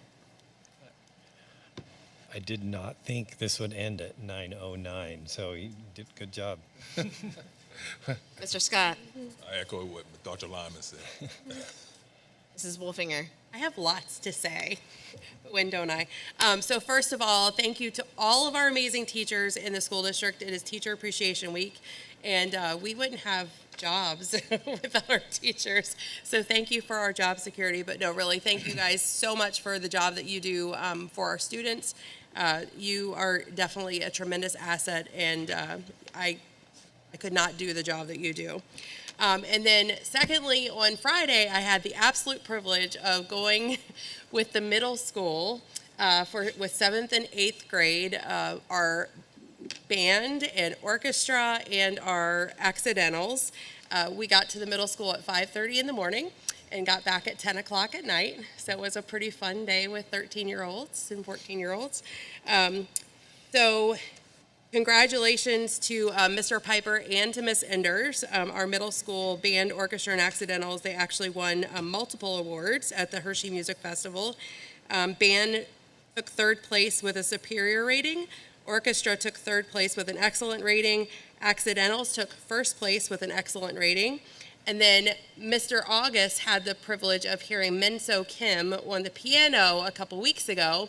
Minso Kim actually won an individual piano accompanist award for the entire musical festival. So congratulations to all of our performing arts students at the middle school. Again, happy Teacher Appreciation Week to all of our teachers in the district. Thanks to all the students, staff that came earlier tonight during the Committee of the Whole in their presentations. I appreciated those. I always like it when kids are here. And then athletically, we're winding down toward the season. We got a couple of teams fighting for playoff spots. I think softball is going to be in the playoffs, probably going to host a playoff game, which will be exciting when that date comes out. I don't know when it is. Hopefully we get a big crowd over here. And then also May 16th, so 1 week from tomorrow, is the Athletic Awards and College Signing Program at 5 o'clock, I think, in the auditorium. Always a cool event to see kids who are finishing up their athletic careers, getting to sign, going to college or whatever, or just getting awards for being recognized for their athletic and academic achievements during their time here. So looking forward to being at that next week. That's all. Mr. Bard? I don't have anything this evening. Mr. Noggle? Nope, we're good. Thank you. So it's National Teacher Appreciation Week. This is the week that teachers get the extra credit they deserve for enriching the lives of our students. So on behalf of the Shippensburg Area School Board, I wish to thank all of our dedicated and talented K-12 educators for their incredible work that they do every day in service to their students, families, and their communities. You all are very much and greatly appreciated. Date savers, May 9th, we have the high school orchestra, Sharps and Jazz Band at 7 p.m. in the auditorium. May 15th, the high school chorus at the auditorium. The 16th, we have the safety and security meeting. 24th, the Shippensburg Special Education Track and Field event beginning at 9 a.m. The 25th, the Athletics Committee at 4 p.m. in the conference room at the admin building. And June 1st, we are crossing the finish line with the commencement ceremony for the class of 2023 at the Loras Performing Arts Center at 7 p.m. And the last day of school, early dismissal on June 2nd, and then just the Committee of the Whole and other board meetings on the 12th and the 26th. Mrs. Eberly, I'd like to add one to that list, just as a reminder, that we will have a Budget and Finance Committee meeting on June 5th at 6 p.m. here in the high school library to finalize the final budget for 23-24. Can I just add something to your one date on there? May 15th, you said chorus. It is also band as well. And for anybody that is out there listening right now, it will also be Mr. Mag's final concert of his 33-year career. So I encourage all of our, community to come out and support him. Awesome. Is there a motion to adjourn? Let's go and make a motion to adjourn. Second? Second.